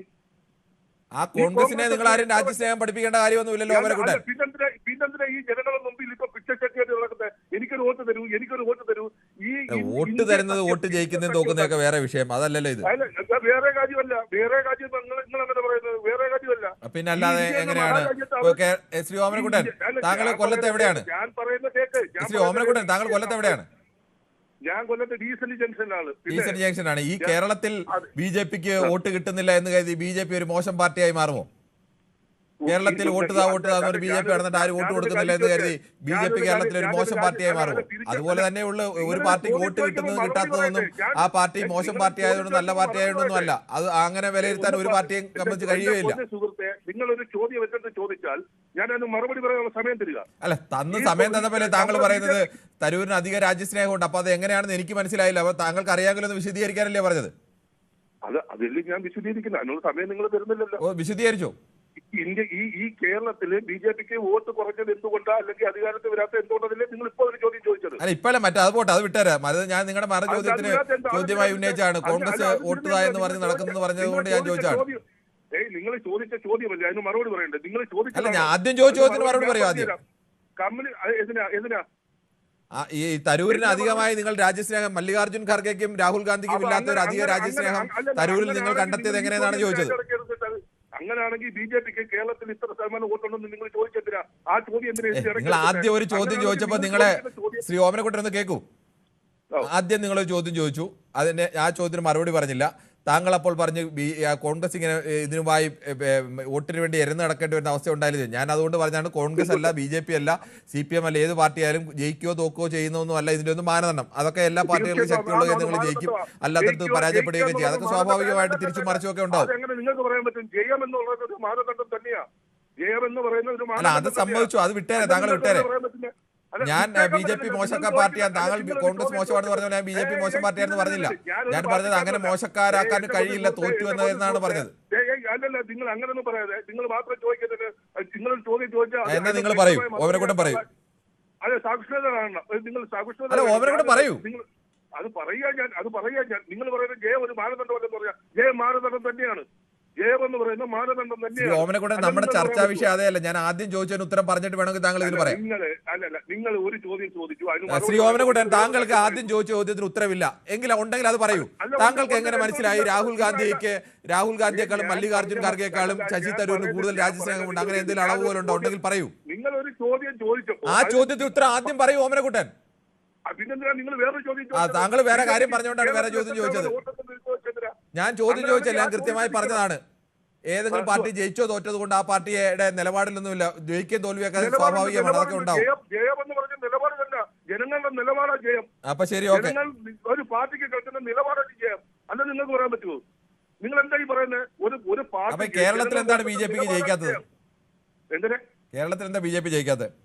അതിന് ഉത്തരവായി ഞാൻ പറയുന്നത്. അത് നിങ്ങൾ ചോദിച്ചിട്ട് അതിന് ഉത്തരം കേൾക്കാനുള്ള ആദ്യം ഞാൻ ചോദിച്ച ചോദ്യത്തിന് താങ്കൾക്ക് ഇപ്പോഴും ഉത്തരവില്ല, അത് ഞാൻ വിട്ടു. താങ്കൾ ഇതിന് ഉത്തരം പറഞ്ഞു. എന്റെ പൊന്നു സുഹൃത്ത്, അതെന്തിനാ വിടുന്നത്? അല്ല, എങ്കിൽ പിന്നെ താങ്കൾ അതിന് ഉത്തരം പറയൂ. നിങ്ങളൊരു ചോദ്യം ചോദിച്ചാൽ ശ്രീ ഓമനക്കുട്ടൻ അതിന് ഉത്തരം പറയൂ. ആദ്യം ഫസ്റ്റ് ചോദ്യത്തിന് ഉത്തരം കഴിഞ്ഞിട്ടില്ല, സെക്കൻഡ് ചോദ്യത്തിന് ഉത്തരത്തിലേക്ക് വരുന്നത്. ആദ്യത്തെ ഒരു ചോദ്യം ചോദിച്ചിട്ട് നിങ്ങൾ രണ്ടാമത് ചോദ്യം ചോദിക്കുന്നു, മൂന്നാമത് ചോദ്യം ചോദിക്കുന്നു. ഒരു ചോദ്യത്തിന് ഉത്തരം പറയാൻ നിങ്ങൾ സമ്മതിക്കുന്നില്ല. താങ്കൾ പറഞ്ഞു. താങ്കൾ പറഞ്ഞോളൂ. കമ്മ്യൂണിസ്റ്റ് പാർട്ടി എന്ന പാർട്ടി എത്ര വർഷം കൊണ്ട് അധികാരത്തിൽ വന്നത്? പാർട്ടി രൂപീകരിച്ച് ഉടനെയൊന്നും അധികാരത്തിൽ വന്നിട്ടില്ല. ഇവിടെ ഓരോ വർഷവും ബി.ജെ.പിക്ക് വോട്ട് കൂടുന്നുണ്ട്. എന്തുകൊണ്ടാ കൂടുന്നത്? അതേപോലെ തന്നെ കമ്മ്യൂണിസ്റ്റ് പാർട്ടി ഇവിടെ വളർന്നു വന്നത്. അതേപോലെ ബി.ജെ.പിയും വളർന്നു വരും. ഇല്ലെന്ന് പറയാൻ പറ്റുമോ നിങ്ങൾക്ക്? എന്നാൽ താങ്കൾ ഒരു കാര്യം കൂടി പഠിക്കുക. കേരളത്തിൽ കമ്മ്യൂണിസ്റ്റ് പാർട്ടി രൂപം കൊണ്ടുവന്നതാണെന്നും കേരളത്തിൽ കമ്മ്യൂണിസ്റ്റ് പാർട്ടി ഒറ്റയ്ക്ക് അധികാരത്തിൽ വന്നത് എപ്പോഴാണെന്നും പഠിക്കുക. കേരളത്തിൽ ബി.ജെ.പി രൂപം കൊണ്ടത് ഏത് വർഷമാണെന്നും ആ രൂപം കൊണ്ടതിന് ശേഷം എത്ര കൊല്ലമായിട്ടും ബി.ജെ.പിയുടെ ഇപ്പോഴത്തെ അവസ്ഥ, അങ്ങനെ കമ്മ്യൂണിസ്റ്റ് പാർട്ടിയുടെ കേരളത്തിലെ വളർച്ചയും ബി.ജെ.പിയുടെ വളർച്ചയായിട്ടൊന്നും ശ്രീ ഓമനക്കുട്ടൻ താരതമ്യപ്പെടുത്താനും കഴിയില്ല. കമ്മ്യൂണിസ്റ്റ് പാർട്ടി വളർന്നതും അതിന്റെ രീതിയും ഒക്കെ വേറെ രീതിയിലാണ് വളർന്നത്. അതിന് ആ തരത്തിലേക്ക് അധികാരത്തിലേറാൻ ആദ്യ തെരഞ്ഞെടുപ്പിൽ തന്നെ കഴിഞ്ഞ പാർട്ടിയാണ്. അതുമായി കേരളത്തിലെ ബി.ജെ.പി ഒന്നും താരതമ്യപ്പെടുത്താൻ കഴിയില്ല ഓമനക്കുട്ടൻ. നിങ്ങളില്ല റേഡിയോയിലാണ് സംസാരിക്കാതെ. അല്ല, ഓമനക്കുട്ടൻ പറഞ്ഞ കാര്യത്തിന് മറുപടി വരണ്ടേ? ഓമനക്കുട്ടൻ ചുമ്മാ എന്തെങ്കിലും ഓമനക്കുട്ടൻ പറഞ്ഞാൽ മതിയോ? എന്തെങ്കിലും എന്തോ പറയുന്നത്? ഏത് പാർട്ടി അധികാരത്തിൽ വരുന്നുണ്ടെങ്കിൽ ഓമനക്കുട്ടൻ അത് സമ്മതിച്ചു. ഓമനക്കുട്ടന്റെ വാദത്തിന് വേണ്ടി അതെല്ലാം ശരി. ഞാൻ ആദ്യം ചോദിച്ചു ഉത്തരം പറ. ജനങ്ങളിൽ എത്തിക്കണം. ഓരോ കാര്യങ്ങളും ജനങ്ങൾ എത്തിച്ച് ജനങ്ങൾ വോട്ട് ചെയ്യണം. മനസ്സിലായില്ലേ? എങ്കിലേ അധികാരത്തിൽ വരൂ. അല്ലാതെ രൂപീകരിച്ച ഒരു പാർട്ടി രൂപീകരിച്ച ഒന്നും അധികാരത്തിൽ വരത്തില്ല. ശരി, സമ്മതിച്ചു. അധികാരത്തിൽ വരാത്ത 80 രൂപീകരിച്ചതല്ലേ? എങ്ങനെ 80-ലല്ലേ രൂപീകരിച്ചത്? രൂപീകരിച്ച ആളുടെ കേരളത്തിൽ എന്നാ ഈ കേരളത്തിൽ 80 മുതലേ ഉണ്ട് കേരളത്തിൽ പാർട്ടി. എത്ര ശതമാനം ഇപ്പൊ എത്ര ശതമാനം വോട്ടുണ്ട്? എത്ര ശതമാനം ആയിക്കോട്ടെ, എന്തായാലും കമ്മ്യൂണിസ്റ്റ് പാർട്ടി രൂപം കൊണ്ടിട്ട് 56-ലെ തെരഞ്ഞെടുപ്പിൽ വിജയിച്ചതെന്നാണെന്ന് അറിയാമല്ലോ. അപ്പൊ ആ താരതമ്യം അപ്രസക്തമാണെന്ന് മനസ്സിലായല്ലോ. ഇനി അതൊക്കെ പോട്ടെ, അത് സമ്മതിച്ചു. താങ്കളുടെ എന്തെങ്കിലും താങ്കളുടെ വാദത്തിന് വേണ്ടി സമ്മതിക്കും. ഞാൻ ആദ്യം ചോദിച്ചൊരു ഉത്തരം പറയും. അത് വന്നില്ലേ? അല്ല, ഓമനക്കുട്ടൻ ആദ്യം ചോദിച്ചൊരു ഉത്തരം പറയൂ. ഏത് ചോദ്യത്തിന് ഉത്തരം പറയാം? താങ്കൾ അത് മറന്നേ പോയി. ശരി ഓമനക്കുട്ടൻ, നടക്കട്ടെ. നിങ്ങൾ 3 ചോദ്യം ചോദിച്ചു. ഒന്നാമത്തെ ചോദ്യത്തിന് ഇപ്പോഴും ഉത്തരവില്ല. നിങ്ങൾ രാഹുൽ ഗാന്ധിയും മല്ലികാർജുൻ ഖർഗെയും എന്തുകൊണ്ട് അവർക്ക് രാജ്യസ്നേഹമില്ല എന്ന് നിങ്ങൾ കണ്ടെത്തിയെന്നുള്ള എന്റെ ചോദ്യം. അത് തന്നെയല്ലേ ഞാൻ ആദ്യം പറഞ്ഞത്. എവിടെ പറഞ്ഞു? അതാണ് ഞാൻ പറഞ്ഞത്. തിരൂരിനെ എന്തുകൊണ്ട് വിളിച്ചു എന്നുള്ളത് അതിനുള്ള ഉത്തരവാദിത്വം ഞാൻ പറഞ്ഞത്. നമ്മളെ രാജ്യത്തിനെ എല്ലായിടത്തും പോയി നമ്മളെ രാജ്യത്തിനെ കുറിച്ച് ഇതിന് തൊട്ട് മുമ്പ് ശ്രീ ഓമനക്കുട്ടൻ, അതിന് തൊട്ട് മുമ്പ് ഇനി സമയം തരാനില്ല, അതുകൊണ്ടാണ്. ഇതിന് തൊട്ട് മുമ്പ് ആളിന് അതിന് കൃത്യമായ മറുപടി പറഞ്ഞിട്ടുണ്ടായിരുന്നു. അത് കേൾക്കുമ്പോൾ മനസ്സിലാവും. നരേന്ദ്രമോദിയെയോ പ്രധാനമന്ത്രിയെയോ രാജ്യത്തിന്റെ നയങ്ങളെ വിമർശിക്കുന്നത് ഇന്ത്യ വിമർശനം ഒന്നുമല്ല, അത് രാജ്യദ്രോഹവുമല്ല. ഈ രാജ്യത്തിന്റെ ഭരണകൂടത്തെ വിമർശിക്കാൻ എല്ലാ കാലത്തും പ്രതിപക്ഷ നേതാവിനും താങ്കൾക്കും എനിക്കുമെല്ലാം അവകാശമുണ്ട്. അതാണ് ജനാധിപത്യം. അത് രാജ്യസ്നേഹത്തിന്റെ ഒരു പൊടിയൊന്നും കാണിച്ച് അതിനെ ആരും വിമർശനത്തെ തള്ളിക്കളയാമെന്ന് പ്രതീക്ഷിക്കേണ്ട. അങ്ങനെ ഒരു അധിക രാജ്യസ്നേഹമൊന്നും രാഹുൽ ഗാന്ധിയെയും മല്ലികാർജുൻ ഖാർഗെയും ഒന്നും പഠിപ്പിക്കേണ്ട കാര്യവുമില്ല. ശരി, ശ്രീ മറ്റൊരു ഓമനക്കുട്ടനാണ്, ചേർത്തലയിൽ നിന്നാണ്. ചേർത്തലയിൽ നിന്നുള്ള ഓമനക്കുട്ടൻ, ക്ഷമിക്കണം, അല്പസമയം കാത്തു നിർത്തേണ്ടി വന്നതിൽ. അദ്ദേഹം ചില ചോദ്യങ്ങളൊക്കെ പറഞ്ഞതുകൊണ്ട് ഇങ്ങനെ നിന്നു പോയതാണ്. താങ്കൾക്ക് ശ്രീനിവാസനാണ് വിളിക്കുന്നത്. ശ്രീനിവാസൻ കൈതമുക്കിൽ നിന്നാണ് വിളിക്കുന്നത്, തിരുവനന്തപുരത്ത് നിന്ന്. ശ്രീനിവാസൻ, താങ്കളുടെ MP കൂടിയായ ശശി തരൂർ തുടർച്ചയായി ഇപ്പോൾ വാർത്തകൾ നിൽക്കുന്നതൊക്കെയും കോൺഗ്രസിനെ പ്രതിക്കൂട്ടിലാക്കുന്നതാണ്. അദ്ദേഹത്തിന് അറിയാൻ വയ്യാത്തതല്ല സ്വന്തം പാർട്ടി പ്രതിക്കൂട്ടിലാവും എന്നുള്ളത്. എന്തുകൊണ്ടാവും അങ്ങനെ ചെയ്യുന്നത്? ഞാനൊരു കോൺഗ്രസ്സുകാരനാണ്. 4 വട്ടം ഞാൻ ശശി തരൂരിന് വോട്ട് ചെയ്ത ആളാണ്. ഒരു രാജ്യസ്നേഹം എന്ന് പറഞ്ഞാൽ അയാൾക്കൊന്നുമില്ല. അതൊക്കെ വെറുതെ പറയുന്നത്. അവനവന്റെ കാര്യങ്ങൾ നടക്കാൻ വേണ്ടിയുള്ള മാത്രം ഇപ്പൊ കിടന്ന് ചാഞ്ചാടി നടക്കണം. കോൺഗ്രസ് പാർട്ടി പുറത്താക്കണമില്ല, ഇയാൾ രാജിവെക്കുന്നില്ല. ഇങ്ങനെയായിട്ടുള്ള തമ്മലടിച്ച് നടക്കുന്നത്. ഇയാൾ ആർക്ക് വേണ്ടിയിട്ടാണ് നടക്കുന്നത്? സ്വന്തമായപ്പോൾ ഒരു പാർട്ടിന്റെ പാർട്ടിക്കാർക്ക് ഒരു കാര്യം അയാൾ ഇന്നവരെ 20 വർഷമായിട്ട് നടത്തി കൊടുത്തിട്ടില്ല. ഈ ദേശീയ പോയിട്ട് സത്യം പറഞ്ഞിട്ടുണ്ടെങ്കിൽ ഇവിടെ വന്ന് സാറിന് അന്വേഷിച്ചാൽ ഈ ഭാഗത്തേക്ക് ഇയാൾ വരാറില്ല. ഞാൻ ഈ പ്രാവശ്യം അയാൾക്ക് വോട്ട് ചെയ്തിട്ടില്ല. കാരണം അയാളുടെ വ്യക്തിത്വത്തിന് നമ്മൾ അത്ര വില കൊടുത്തിട്ടില്ല. ഇയാൾ ഈ പറഞ്ഞാലും ഇപ്പൊ രാഹുൽ ഗാന്ധിയായിട്ടും വലിയ പ്രസിഡന്റായിട്ട് നടക്കണം. ഇപ്പോ മോഡിനെയും അമിത്ഷാനെയൊക്കെ സന്തോഷിപ്പിക്കാനായിട്ട് ഇപ്പൊ അയാൾക്ക് ഇപ്പൊ ഒരു മന്ത്രിയാവണം, കേന്ദ്രമന്ത്രിയാവണം, വിദേശകാര്യ മന്ത്രിയാണ്. അതിനുള്ള തയ്യാറെടുപ്പാണ്. രാജിവെച്ചൂടെ അയാൾക്ക്. മനസ്സിലായിട്ടുണ്ട്. ഇവിടുത്തെ ഒരു തിരുവനന്തപുരം മണ്ഡലത്തിൽ ഒരാൾക്കും ഇഷ്ടമില്ല കോൺഗ്രസ്സുകാർക്ക്. നിവൃത്തി കൊണ്ടാണ് കഴിഞ്ഞ പ്രാവശ്യം തോന്നുന്നത് അയാളെ. നിസാര വോട്ടാണ് ജയിച്ചത്. ഇനി ഇവിടെ നിന്നും ജയിക്കില്ല, ഒരു പാർട്ടിയിൽ നിന്നും ജയിക്കില്ല. ഇത് എത്രയും വേഗം കോൺഗ്രസ് പാർട്ടിനെ ഇയാളെ പുറത്താക്കണമെന്നാണ് എന്റെ അഭിപ്രായം. ശരി, താങ്കളുടെ അഭിപ്രായം അങ്ങനെ. ശ്രീ രവീന്ദ്രനാണ് കാഞ്ഞിരപ്പള്ളിയിൽ നിന്ന്. ശ്രീ രവീന്ദ്രൻ, ഇപ്പോൾ യഥാർത്ഥത്തിൽ കോൺഗ്രസ്സുകാരനായിരിക്കുന്ന ഈ തരൂർ ഇപ്പോൾ താങ്കളുടെ പാർട്ടിക്ക് അനുകൂലമായിട്ടാണ് നിരന്തരം പ്രവർത്തിച്ചുകൊണ്ടേയിരിക്കുന്നത്. എന്താണ് കാര്യം? നമസ്കാരം കിരണേ. നമസ്കാരമുണ്ട്. എനിക്ക് നമ്മുടെ കൊല്ലത്തെ വിനയോടെ ഒക്കെ പറയാനുള്ളത്, നമ്മുടെ തിരുവനന്തപുരംകാരനായി ശശി തരൂർ അല്ലേ? മലയാളിയല്ലേ? മലയാളിയാണ്, പറഞ്ഞോളൂ. ഇവരൊക്കെ ചെയ്യേണ്ടതെന്നു പറയാം. ഇവരാദ്യം ഈ ശശി തരൂരിന്റെ ഓഫീസിലോട്ടും ആ വീട്ടിലോട്ടൊക്കെ ഒരു പ്രകടനമായിട്ട് വെച്ച് ശക്തിയായിട്ട് ഇപ്പൊ ശക്തി പ്രകടനം വെച്ച് കേന്ദ്രത്തെ അറിയിക്കുക. ഈ ശശി തരൂരിനെ എത്രയും എടുത്തു കളയാൻ പറഞ്ഞ ഒരു പ്രകടനമൊക്കെ വെച്ചാൽ കിരണ ഇതിന് പോകുമ്പോഴേ ആകില്ലേ കിരണേ? ആയില്ലേ? ഓഫീസിലേക്ക് പ്രകടനം നടത്തി MP-യെ ഒഴിവാക്കാനൊന്നും പറ്റില്ലല്ലോ. അല്ല, ശക്തമായിട്ട് ഇവരുടെ പ്രതിഷേധം രേഖപ്പെടുത്തുക. നമ്മൾ ജയിച്ചേച്ചയെ കൂട്ടണം, വിനയ് എല്ലാം കൂട്ടി നമ്മളൊരു പ്രതിഷേധ പ്രകടനം പറ്റി ഈ പുള്ളി എത്രയും വേഗം താഴെ ഇറക്കാൻ പറഞ്ഞ് ഒരു ബഹളം ഉണ്ടാക്കുക. ബഹളം ഉണ്ടാക്കി കഴിയുമ്പോഴേക്കും അതിനൊരു നീക്കുപോക്ക് ഉണ്ടാവും. ഇതിവിടെ ഇരുന്നുകൊണ്ട് ചുമ്മാ ഈ ശശി തരൂരിനെ തെറി പറഞ്ഞതിന് ഒരു കാര്യമില്ല. BJP എന്ന് പറഞ്ഞ കഴിവും പ്രാപ്തിയുള്ളവരെയൊക്കെ അവരവരുടെ ടീമിലോട്ട് എടുക്കും. ഈ കഞ്ഞിക്കുള്ളവർക്ക് കാശിനുള്ളവർക്ക് സന്ദീപ് വാര്യരെ പോലെയുള്ളവർക്ക് കോൺഗ്രസിനും കൊടുക്കും. ഇതായി സംഭവിച്ചുകൊണ്ടിരിക്കുക. അതുപോലെ ഇപ്പൊ ഈ വേറൊരു പാലക്കൂടെ ഇട്ടിട്ടുണ്ട് കേട്ടോ. ജോൺ ബ്രിട്ടാസിനെ ഇതിലിടയ്ക്ക് നിർത്തി ഒരു പാലക്കൂടെ ഇട്ടിട്ടുണ്ട്. കുറച്ച് കഴിയുമ്പോൾ ജോൺ ബ്രിട്ടാസിനെ തെറി പറയാൻ തുടങ്ങും. അപ്പൊ എന്നിട്ട് BJPയുടെ ഈ കഴിവും പ്രാപ്തി ഈ ആർക്കും അറിയത്തില്ല. ഈ കോൺഗ്രസ്സുകാർക്ക്, ഈ മണ്ടന്മാരായ കോൺഗ്രസ് എന്താ അവര് പ്രവർത്തിക്കുന്നത്, എങ്ങനെ ഏത് രീതിയിൽ അവർ ആശയം കൊണ്ടുവന്നെന്ന് അറിയത്തില്ല. അതും ഇതും പിച്ചും വേഗം പിടിച്ചു വരും നിന്നിട്ട് കാര്യമില്ല. ഇവിടെ കണ്ടില്ലേ, രാഹുൽ മാങ്കൂട്ടത്തെ പോലെ ഉള്ളവരൊക്കെ കൂടെ നിൽക്കുമോ? ആ പുള്ളി എത്രയും വേഗം ഇവിടുന്ന് രക്ഷപ്പെടുവല്ലേ ഉള്ളൂ. ഈ കേരളത്തിലെ കോൺഗ്രസിലൊക്കെ ആ പുള്ളി നിൽക്കുമോ? നാറി കിടക്കുന്ന ഒരു പാർട്ടിയുടെ കൂടെ ആരെങ്കിലും നിൽക്കുമോ? ഒരു കോടതി പിടിച്ചോളാൻ പറയുന്നു, അടുത്ത കോടതി പിടിക്കണ്ടെന്ന് പറയുന്നു, വിലത്തി തറുക. അപ്പൊ പുള്ളി ഇവിടെ ജീവനും കൊണ്ട് പോയാൽ എന്നുവെച്ചാൽ ഇവിടെ നിന്നാൽ കേരളത്തിൽ നിന്ന് ആറി ഗുണം വരും. അവിടെ പോയാൽ BJP എങ്ങാനും ചേരുവാടെ കുറെ സ്ഥാനവും മാനവും ഒക്കെ കിട്ടുമോ? അതുപോലെ എങ്ങനെയെങ്കിലും പിടിച്ചിരിക്കാം, വലിയ കുഴപ്പമില്ലാതെ പോവാം. അതാണ് പുള്ളിക്കാരൊക്കെ. അതുകൊണ്ട് നമ്മുടെ കോൺഗ്രസ്സുകാരോടൊപ്പം ഒന്ന് ദയവ് ചെയ്ത് പറയണം, ഈ ശശി തരൂർ തിരുവനന്തപുരംകാരനാണ്. ആ പുള്ളിയുടെ പാർട്ടി ഓഫീസ് തിരുവനന്തപുരത്തുണ്ട്. അവിടെ പോയി ഒരു പ്രതിഷേധവും പ്രകടനവും ഒക്കെ നടത്തി ഒരു 2 കല്ലേറൊക്കെ മേലെ അറിഞ്ഞോട്ടെ. ഈ നമ്മുടെ പിണറായിയുടെ പോലീസല്ല, ചിലപ്പോൾ ഒന്നും വെറുതെ വിട്ടോളും. കാരണം വെച്ചാൽ രാഹുൽ മാങ്കൂട്ടനെ വിട്ടിരിക്കുമല്ലോ, അയച്ച് ഇങ്ങനെ വിട്ടിരിക്കുമല്ലോ, പോയി പീഡിപ്പിച്ചോടാന്ന് പറഞ്ഞു. അതുകൊണ്ട് ഇവരെ കൂടെ വെറുതെ വിടാനുള്ള സാധ്യതയുണ്ട്. അതിന് 3-4 കല്ലൊക്കെ എടുത്ത് എറിഞ്ഞ് ആ ശശിധരന്റെ വീടിന് നേരെ ചുറ്റി ഒരു ബോംബൊക്കെ പിടിച്ചിട്ട് വരാൻ പറയും. ഇവിടെ കിടന്ന് ചുമ്മാ ചാലിൽ കിടന്ന് അലറിയിട്ടോ കഞ്ഞി കാറിക്കൂവി ഇതിൽ നടന്നിട്ട് ഒരു പ്രയോജനമില്ല. ആ പുള്ളി ഇവന്മാരെ വകവെക്കലെന്ന് തന്നെ ഇവന്മാരെന്നാ പറഞ്ഞാലും പുള്ളി വകവെക്കല. പുള്ളി വിശ്വപൗരനാണ്, വിശ്വപൗരൻ. ഓക്കെ, ശരി, ഓക്കെ. താങ്കളുടെ അഭിപ്രായം വളരെ വ്യക്തമാണ്. ശ്രീ ഓമനക്കുട്ടനാണ് ചേർത്തലയിൽ നിന്നും. ശ്രീ ഓമനക്കുട്ടൻ, താങ്കൾക്ക് എന്ത് തോന്നുന്നു? തരൂർ ഇപ്പോൾ സ്വന്തം പാർട്ടി വെട്ടിലാവും എന്നറിഞ്ഞുകൊണ്ട് തന്നെയാണ് ഈ ഒരു വിരുന്നിൽ പങ്കെടുത്തത്. തുടർച്ചയായി അദ്ദേഹം അത്തരം കാര്യങ്ങൾ പാർട്ടിയെ വെട്ടിലാക്കുന്ന നിലപാട് സ്വീകരിച്ചുകൊണ്ടേയിരിക്കുകയാണ്. യഥാർത്ഥത്തിൽ BJPയുടെ ഒരു തുറുപ്പ് ചീട്ടായി നിൽക്കുകയാണോ ഇപ്പോൾ തരൂർ? തീർച്ചയായിട്ടും. ഹലോ, നമസ്കാരം, പറഞ്ഞോളൂ. തീർച്ചയായിട്ടും BJPയുടെ ഒരു തുറുപ്പ് ചീട്ടായിട്ടാണ് ശശി തരൂരിനെ ഇപ്പൊ അവർ ഉപയോഗിക്കുന്നത്. ഇത് സംഭവിക്കുന്നത് എന്താ പറയാ? പറഞ്ഞോളൂ. സംഭവിക്കുന്നത്, ശരി, ഓക്കെ. ശ്രീമതി ജയാണ് കൊല്ലത്ത് നിന്നാണ് വിളിക്കുന്നത്. ശ്രീമതി ജയ, ഈ രവീന്ദ്രൻ കാഞ്ഞിരപ്പള്ളിയൊക്കെ പറയുന്നത് ചേച്ചിയൊക്കെ ഒരു സമരം ചെയ്യണം ഈ തരൂരിന്റെ ഓഫീസിലേക്ക് എന്നൊക്കെയാണ് പറയുന്നത്. നിങ്ങൾക്ക് ഈ തരൂരിനോട് വിരോധം ഉണ്ടെങ്കിൽ അത് പ്രകടമാക്കണം എന്നൊക്കെയാണ് പറയുന്നത്. എന്താണ് പറയാനുള്ളത്? നമസ്കാരം. ഒരു BJP-കാരന്റെ ഉപദേശം എനിക്ക് വേണ്ട. ഇവിടെ ഒരു BJP-കാരനുണ്ട്, എന്റെ ഭർത്താവ്. ഫുൾ ടൈം അദ്ദേഹത്തിന്റെ ഉപദേശവും കേട്ടിരിക്കാം. പിന്നെ പിന്നെ എനിക്ക് വേണ്ട അദ്ദേഹത്തിന്റെ ഉപദേശം. അദ്ദേഹത്തിന്റെ വീട്ടിൽ ആർക്കെങ്കിലും കൊടുത്തേക്കാൻ പറ, എനിക്ക് വേണ്ട. അദ്ദേഹം കേൾക്കുന്നുണ്ടായിരിക്കും എന്തായാലും. ഭയങ്കര കുരുത്തക്കേടുകൾ അങ്ങനെ വർത്താനമായിട്ട് പറഞ്ഞുകൂടല്ലോ. അതെന്നാ, ഞാൻ വിശ്വസിക്കുന്ന പാർട്ടിയെ കുറിച്ച് എനിക്ക് അഭിമാനമുണ്ട്. പുള്ളി വിശ്വസിക്കുന്ന പാർട്ടിയെ കുറിച്ച് പുള്ളിക്ക് അഭിമാനം ഉള്ളത് പോലെ തന്നെയാണ് ഞാൻ ജനിച്ചു വളർന്ന് കണ്ടത് കോൺഗ്രസ് പാർട്ടിയാണ്. അതുകൊണ്ട് എനിക്ക് അതിൽ നിന്ന് മാറാൻ പറ്റത്തില്ല കിരണേ.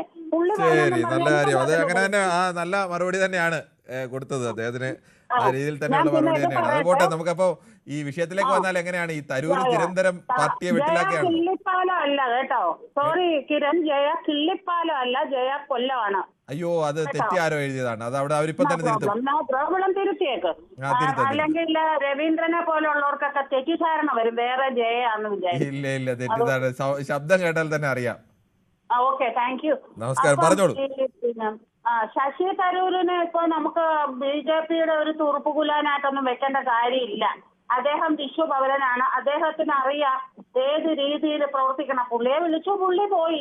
ഇപ്പൊ ശരിക്കും അവര് വെറും മന്ദബുദ്ധികളാണ് ഈ നമ്മള് രാജ്യം ഭരിക്കുന്നവര്. കാരണം ഈ പ്രതിപക്ഷ നേതാവിനെ പിന്നെ ഉപേക്ഷിച്ചാല് അവർക്ക് നല്ലത് കിട്ടുമെന്നാണ് അവരുടെ വിചാരം. പക്ഷെ അത് തെറ്റിപ്പോയി. അവർക്ക് പുള്ളിയെ വിളിച്ചില്ലെന്ന് പറഞ്ഞു. അല്ല, അതിനകത്തൊരു ചോദ്യം, രാഹുൽ ഗാന്ധിയെ വ്യക്തി എന്ന നിലയ്ക്കല്ല, രാജ്യത്തിന്റെ പ്രതിപക്ഷ നേതാവിനെ ക്ഷണിക്കാത്ത ഒരു ചടങ്ങിൽ ആ പാർട്ടിയുടെ ഒരു MPയെ ക്ഷണിക്കുമ്പോൾ അത് ആ പാർട്ടിയോട് അപമാനിക്കലാണ്.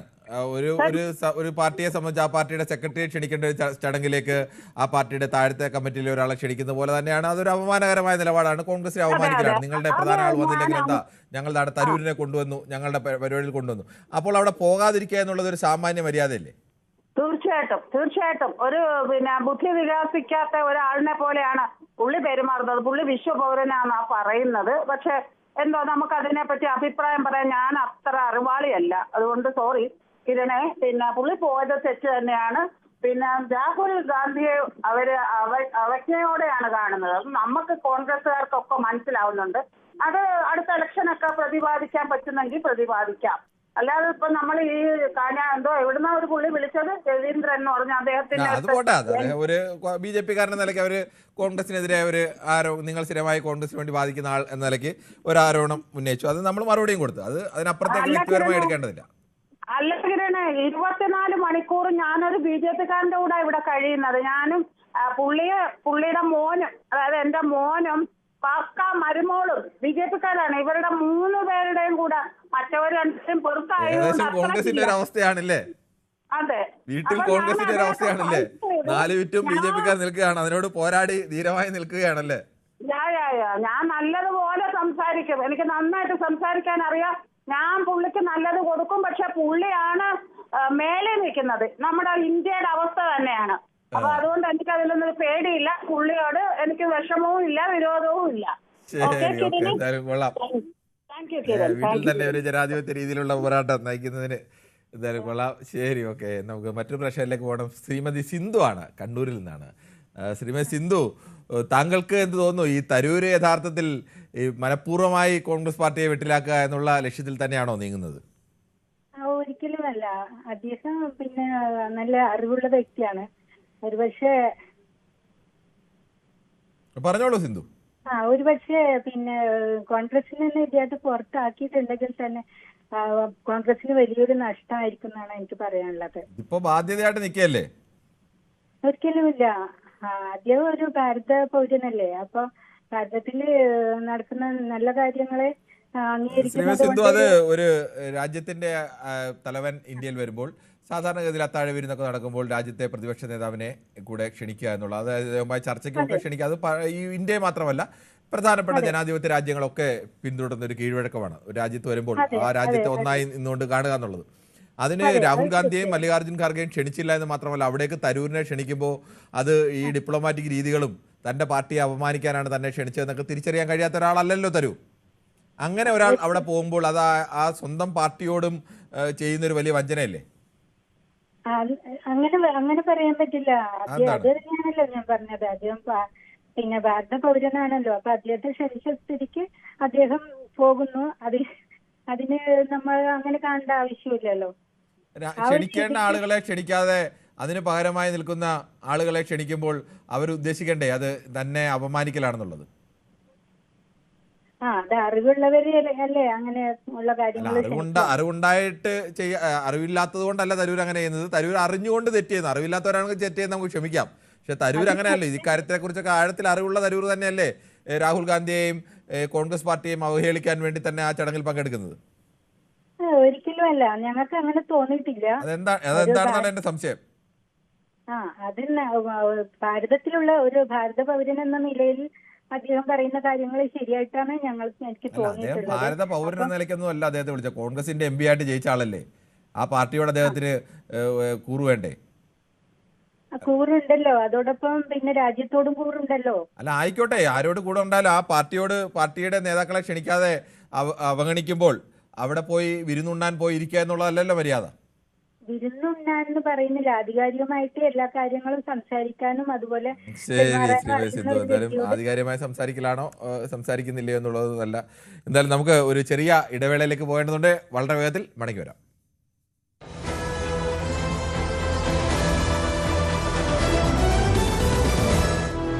ഇപ്പോൾ ഏറ്റവും ഒടുവിൽ പുടിന് നൽകിയ അത്താഴ വിരുന്നിൽ രാജ്യസഭ ലോക്സഭ പ്രതിപക്ഷ നേതാക്കളെ വിളിക്കാതെ തരൂരിനെ ക്ഷണിക്കുമ്പോൾ അത് തൻ്റെ പാർട്ടിയെ അപമാനിക്കലാണ് എന്ന് തിരിച്ചറിയുന്ന തരൂർ അവിടെ മാറി നിൽക്കുകയല്ല, പങ്കെടുക്കുകയാണ് ചെയ്യുന്നത്. തരൂരിനെ BJP അവരുടെ ഒരു തുറുപ്പ് ചീട്ടായി ഉപയോഗിക്കുന്നു എന്നുള്ളതാണ് നമ്മുടെ ചർച്ചാ വിഷയം. ശ്രീ മധുസൂദനാണ് കൊല്ലത്ത് നിന്നും. താങ്കൾക്ക് പറയാം. നമസ്കാരം. ഇത് ഈ ശശി തരൂർ ഇന്നും ഇന്നലെ അല്ലല്ലോ, നേരത്തെ തന്നെ ഇങ്ങനെ കുഴപ്പമുണ്ടായിക്കൊണ്ടിരിക്കുകയല്ലേ പാർട്ടിക്കാർക്ക്. പാർട്ടിക്കാരനായിട്ട് ജയിച്ചുകൊണ്ട് ഈ തോന്നിവാസം കാണിക്കുന്ന അയാളെ ഒരു നിമിഷം ഈ പാർട്ടിക്കകത്ത് വെച്ചുകൊണ്ടിരിക്കരുത്. എത്രയും പെട്ടെന്ന് അയാളെ കളയുന്നതാണ് നല്ലത്. അല്ലെങ്കിൽ കോൺഗ്രസിന് വളരെ ദോഷമായിട്ട് വരും. ഇത് ദിവസേന അയാൾക്കുള്ള സ്വഭാവ വ്യഞ്ജനം. അയാൾ ഇനി ഒരിടത്തും എനിക്ക് വളരെ സങ്കടമുണ്ട്. കാരണം ഈ 10-70 വയസ്സുള്ള ആളായാണ്. ഈ കോൺഗ്രസിനോടുള്ള സ്നേഹമല്ല, ഈ ഇന്ദിരാ കുടുംബം എന്ന് പറയുന്ന രാജ്യത്തിന് വേണ്ടി വളരെ ത്യാഗം സഹിച്ചവരില്ലേ, അവരോടല്ലേ ഇയാൾ ഈ പണി കാണിക്കുന്നത്. പാർട്ടികളെ എത്രയും പെട്ടെന്ന് കളയണം. യാതൊരു ദിവസവും പാർട്ടിക്ക് വരാനില്ല എന്നുള്ളതാണ് എന്റെ അഭിപ്രായം. ശരി, താങ്കളുടെ അഭിപ്രായം വ്യക്തമാണ്. ശ്രീമതി മഞ്ജു ആണ്, കോട്ടയത്ത് നിന്നാണ് വിളിക്കുന്നത്. ശ്രീമതി മഞ്ജു, താങ്കൾക്ക് എന്ത് തോന്നുന്നു? തരൂരിനെ പോലെ ഇത്തരം കാര്യങ്ങളെക്കുറിച്ചൊക്കെ ആഴത്തിൽ അറിവുണ്ട് എന്ന് നമ്മൾ കരുതുന്ന ഒരാൾ അതൊക്കെ അറിഞ്ഞുകൊണ്ട് തന്നെ സ്വന്തം പാർട്ടിയെ വിട്ടിലാക്കുന്ന നീക്കത്തിലാണ് നിൽക്കുന്നത്. എന്തായിരിക്കും കാരണം? ശ്രീ കൃഷ്ണൻകുട്ടിയാണ് മണിമലയിൽ നിന്നും. ശ്രീ കൃഷ്ണൻകുട്ടി, തരൂരിനെ പോലെ ഒരു നേതാവിനെ കേരളത്തിൽ നിന്ന്, തിരുവനന്തപുരത്ത് നിന്ന് 4 തവണ ജയിച്ച ആൾ കൂടിയാണ്. BJP പരാജയപ്പെടുത്താൻ വേണ്ടി ഇടതുപക്ഷത്തിൻ്റെ ഒരു വിഭാഗം ആളുകളടക്കം വോട്ട് ചെയ്ത് ജയിപ്പിച്ച ആളാണ് എന്ന് വേണമെങ്കിൽ കൂടി പറയാം. അങ്ങനെ ഒരാൾ ഇപ്പോൾ BJPയുടെ ഒരു ടൂളായി നിൽക്കുകയാണോ എന്നുള്ള സംശയം ജനിപ്പിക്കുന്ന തരത്തിലാണ് അദ്ദേഹത്തിൻ്റെ പ്രവർത്തനങ്ങൾ വരുന്നത്. താങ്കൾക്ക് എങ്ങനെയാണ് വിലയിരുത്താൻ കഴിയുക? നമസ്കാരം. നമസ്കാരം. നമ്മുടെ പഴയൊരു സിനിമയുണ്ട്, ശരപഞ്ചരം എന്ന് പറഞ്ഞിട്ട് സിനിമ. കണ്ടിട്ടുണ്ടോ? കണ്ടിട്ടുണ്ട്. ജയന്റെ സിനിമയല്ലേ? ജയന്റെ സിനിമ. ജയൻ അതിനകത്ത് ഈ കുതിരയ്ക്ക് എണ്ണയിടുന്ന ഒരു സീനൊക്കെ ഉണ്ട്. നല്ല സൂപ്പർ മസിലൊക്കെ കാണിച്ച് എണ്ണയൊക്കെ ഇടുന്ന സീൻ. അപ്പൊ അതില് ഇങ്ങനെ ആ സമയത്ത് ഒരു ഡയലോഗ് ഉണ്ട്. ജയനെ കൊണ്ട് ആരാണത് പറയിപ്പിക്കുന്ന അറിയില്ല. ജയൻ പറയുന്നത് ഒരു ആനയെ കിട്ടിയായിരുന്നെ കൊണ്ടു നടക്കാവുന്നായിരുന്നു. ആ കുതിരയ്ക്ക് എണ്ണയിടുന്ന സീനിലനുസരിച്ച് ജയന് കുതിര കൊണ്ട് പറ്റുന്നില്ല, പുള്ളിക്ക് ഒരു ആനയെ തന്നെ കിട്ടണമെന്നുള്ളതായിരുന്നു പുള്ളിയുടെ ഒരു ആഗ്രഹം. പക്ഷെ അത് കിട്ടാതിരിക്കുകയും പിന്നെ ആ സിനിമയിൽ വരുന്ന ദുരന്തങ്ങളൊക്കെ നമ്മൾക്കറിയാം, ഓർക്കുന്നുണ്ട്. എന്ന് പറഞ്ഞ പോലെയാണ് ഈ ശശി തരൂരിന്റെ കാര്യം. ശശി തരൂർ എന്ന് പറയുന്ന അദ്ദേഹം നമ്മുടെ ഐക്യരാഷ്ട്ര സംഘടനയിലെ ഒരു നല്ല പദവിയിലിരുന്ന ഒരാളാണ്. അപ്പൊ പുള്ളിക്ക് അതുപോലുള്ള കഴിവുകളും ഐക്യവും എല്ലാം ഉള്ള ഒരാളാണ്. അങ്ങനെ ഒരാളിനെ ഈ കോൺഗ്രസ് ശരിക്കും ഉപയോഗിക്കുന്നുണ്ടോ എന്നുള്ളതാണ് പ്രശ്നം. അത് ഉപയോഗിക്കുന്നില്ല. ഇപ്പൊ നമുക്ക് പാകിസ്ഥാനിന്റെ ആയിട്ടുള്ള ഇന്ത്യയുടെ പ്രശ്നത്തില് ഇന്ത്യക്ക് വേണ്ടി മറ്റുള്ള രാജ്യങ്ങളിൽ പോയി സംസാരിക്കാൻ വേണ്ടിയിട്ട് BJP ഉണ്ടാക്കിയ ഒരു ടീമില് ശശി തരൂരും ഉണ്ടായിരുന്നു. നമ്മുടെ കേരളത്തിൽ നിന്ന് CPMന്റെ ജോൺ ബ്രിട്ടാസ് ഒക്കെ ഉണ്ടായിരുന്നല്ലോ, അങ്ങനെ ഒരു ടീം ഉണ്ടായിരുന്നു. പക്ഷേ കോൺഗ്രസിൽ നിന്ന് അങ്ങനെ ശശി തരൂരിനെ അയക്കുന്നതിന് കോൺഗ്രസിന്റെ അനുവാദം വാങ്ങാതെ, അല്ലെ ശശി തരൂർ പാർട്ടിയുടെ അനുവാദം പറഞ്ഞില്ല എന്ന് മാത്രമേ ഉള്ളൂ. ബ്രിട്ടാസിനെ തെരഞ്ഞെടുത്തെങ്കിൽ ബ്രിട്ടാസ് CPMന്റെ അനുമതി ഇല്ലാതെ അല്ല പോയത്. അല്ല, അതല്ല ഞാനതാ പറഞ്ഞത്. പക്ഷെ തെരഞ്ഞെടുത്തത് CPMനോട് ഒരാളെ തരണം എന്നാവശ്യപ്പെട്ട് CPM നൽകിയതല്ല. അവർ ബ്രിട്ടാസിനെയും തരൂരിനെയും തെരഞ്ഞെടുത്തു. തരൂരിന്റെ പാർട്ടി അനുമതി കൊടുത്തില്ല, ബ്രിട്ടാസിന്റെ പാർട്ടി ബ്രിട്ടാസിന് അനുമതി കൊടുത്തു. ആ തെരഞ്ഞെടുത്ത സെലക്ഷൻ രീതി ജനാധിപത്യ രീതി ആയിരുന്നില്ല എന്നത് ചൂണ്ടിക്കാണിച്ചാണ്. അതെ, എന്തായാലും അങ്ങനെ ഒരു സംഭവം വരെ ഉണ്ടായിട്ടുണ്ട്. ഇതിനു മുമ്പ് ശശി തരൂരുമായിട്ട് ബന്ധപ്പെട്ട് ചാനൽ ചർച്ചകളും വന്നിട്ടുണ്ട്. ഇപ്പൊ സംഭവിച്ചിരിക്കുന്നത് ഈ പറഞ്ഞതുപോലെ അവരുടെ താഴെ വിരുന്നിന് വിളിച്ചു. ശശി തരൂർ പോയി. വിളിക്കേണ്ടിയിരുന്നത് കോൺഗ്രസിന്റെ സമുന്നത നേതാക്കളെ ആയിരുന്നു. അതുണ്ടായില്ല. പക്ഷേ ശശി തരൂരിന്റെ സ്റ്റാറ്റസ് കോൺഗ്രസിൽ എന്താണെന്നുള്ളതാണ് വിഷയം. നമ്മളെ ഏത് രാഷ്ട്രീയ പാർട്ടിയെ നോക്കിക്കോളൂ, എല്ലാ രാഷ്ട്രീയ പാർട്ടികളിലും സൂപ്പർ കഴിവുള്ളവരെന്ന് നമ്മൾ വിചാരിക്കുന്ന ആൾക്കാര് ആ പാർട്ടികളിൽ വെറും വിറകുവെട്ടുകാരും വെള്ളം കോരികളായിട്ട് നടക്കുകയും അതിന്റെ ഒരു 10% പോലും കഴിവില്ലാത്തവര് സൂപ്പറായിട്ട് പരസുകയും ചെയ്യുന്ന ഒരു സാഹചര്യം നമ്മുടെ ഇന്ത്യൻ രാഷ്ട്രീയത്തിലുണ്ട്. എല്ലാ പാർട്ടിയിലും ഉണ്ട്. എല്ലാ പാർട്ടിയിലും അവിടെ നിൽക്കട്ടെ. അല്ലെ, ശശി തരൂരിന്റെ കാര്യത്തിൽ പക്ഷേ ശ്രീകൃഷ്ണൻകുട്ടി അങ്ങനെ പറയാൻ കഴിയുമോ? ശശി തരൂരിനെ ഇപ്പോൾ ഒരാൾ രാഷ്ട്രീയത്തിലേക്ക് വരുമ്പോൾ തന്നെ അദ്ദേഹത്തിന് മത്സരിക്കാൻ അവസരം നൽകുന്നു, അദ്ദേഹത്തിനെ വിജയിക്കാവുന്നൊരു സീറ്റിൽ വിജയിക്കുന്നു, അദ്ദേഹത്തിനെ കേന്ദ്രമന്ത്രിയാക്കുന്നു, അദ്ദേഹത്തിനെതിരെ ആക്ഷേപം വരുന്നിട്ട് മാറ്റി നിർത്തേണ്ടി വന്നിട്ട് വീണ്ടും അദ്ദേഹത്തെ കേന്ദ്രമന്ത്രിയാക്കി മടക്കി കൊണ്ടുവരുന്നു. UPയുടെ 10 വർഷവും അദ്ദേഹം അതിശക്തൻ തന്നെയായിരുന്നു. സോണിയാഗാന്ധിയുമായി മറ്റു മന്ത്രിമാരെക്കാളൊക്കെ പേഴ്സണലായി അടക്കം അടുപ്പമുണ്ടായിരുന്ന ഒരു നേതാവായിരുന്നു. അതിനുശേഷവും തരൂരിന് വലിയ സ്ഥാനമൊക്കെയാണ് നൽകിയത്. പിന്നീട് പ്രതിപക്ഷത്തിരിക്കുന്ന ഭരണമില്ലാത്ത ഒരു പാർട്ടിക്ക് തരൂരിന് എന്ത് സ്ഥാനം കൊടുക്കാനാണ്? അവിടെ തരൂരിനെ ഇപ്പോൾ പ്രവർത്തക സമിതി അംഗം വരെയാക്കി. അദ്ദേഹത്തിന് കോൺഗ്രസിന്റെ രീതി അനുസരിച്ച് ഒരു കോൺഗ്രസ് അധ്യക്ഷ സ്ഥാനത്തേക്കുള്ള മത്സരത്തിന് അങ്ങനെ തയ്യാറാവാത്ത രീതിയൊക്കെ ലംഘിച്ച് അദ്ദേഹം ജനാധിപത്യം പറഞ്ഞ് മത്സരിച്ചു. അതൊക്കെ അവർ അംഗീകരിച്ചു, പ്രവർത്തക സമിതി അംഗമാക്കി. ഇതിൽ കൂടുതൽ എന്താണ് ആ പാർട്ടിക്ക് നൽകുക? ആ പാർട്ടിക്ക് എന്ത് സ്ഥാനം നൽകാൻ കഴിയും തരൂരിന്? ഇപ്പൊ ഞാൻ കണക്കാക്കുന്നത് ശശി തരൂരിനും എന്നുള്ള എംപിക്കും ഇപ്പൊ നോക്കൂ, രാഹുൽ മാങ്കൂട്ടത്തിലുമായിട്ടുള്ള ഒരു വിഷയമൊക്കെ ഉണ്ടല്ലോ, അലയടിക്കുന്ന സമയമാണല്ലോ. അതിൽ രാഹുൽ മാങ്കൂട്ടത്തിന്റെ പിന്തുണക്കാരനായ ഒരു MP ഉണ്ടല്ലോ, ആ MPക്കും ശശി തരൂരിനും ഇപ്പൊ കോൺഗ്രസിൽ ഒരേ സ്റ്റാറ്റസ് ആണ്. അതാണ് വിഷയം. പ്രവർത്തക സമിതി അംഗമാണ് ശശി തരൂർ. താങ്കൾ ഉദ്ദേശിച്ച ഷാഫി പറമ്പിലിനെയാണ്. ഷാഫി പറമ്പിൽ പ്രവർത്തക സമിതി അംഗമൊന്നുമല്ല. ഷാഫി പറമ്പിൽ കേരളത്തിലെ കോൺഗ്രസിന്റെ യുവനിരയിൽപ്പെടുന്ന പ്രധാനപ്പെട്ട ഒരു നേതാവാണ്. അത് ആ ഒരു സ്ഥാനമാണോ ഉള്ളത്? പ്രവർത്തക സമിതി അംഗം എന്ന് പറഞ്ഞാൽ കോൺഗ്രസിനെ സംബന്ധിച്ച് ഏറ്റവും പരമോന്നതമായ വേദി പ്രവർത്തക സമിതിയാണ്. അവിടെ അംഗമാണ് ശശി തരൂർ. ശശി തരൂരിന് അഖിലേന്ത്യാ തലത്തിൽ പ്രവർത്തിക്കാനുള്ള അവസരം കോൺഗ്രസ് പാർട്ടി കൊടുക്കുന്നതായിട്ട് ഞാൻ കാണുന്നില്ല. ഈ തിരുവനന്തപുരത്ത് അദ്ദേഹം പ്രവർത്തിച്ച ഏതെങ്കിലും ഇപ്പൊ കേരളത്തിൽ 20 വർഷമായി, 17-18 വർഷമായി. ഈ 17 വർഷത്തിനിടയിൽ കേരളത്തിലെ പാർട്ടിക്ക് ഏതെങ്കിലും തരത്തിൽ സംഭാവന നൽകാനോ അല്ലെങ്കിൽ കേരളത്തിലെ തിരുവനന്തപുരത്ത് പാർട്ടി കെട്ടിപ്പടുക്കാനോ അങ്ങനെ എന്തെങ്കിലും ഒരു പ്രവർത്തനം ചെയ്യാത്ത ഒരാളാണ് ഈ പറയുന്നത് പോലെ അഖിലേന്ത്യാ തലത്തിൽ മത്സരിച്ചത്.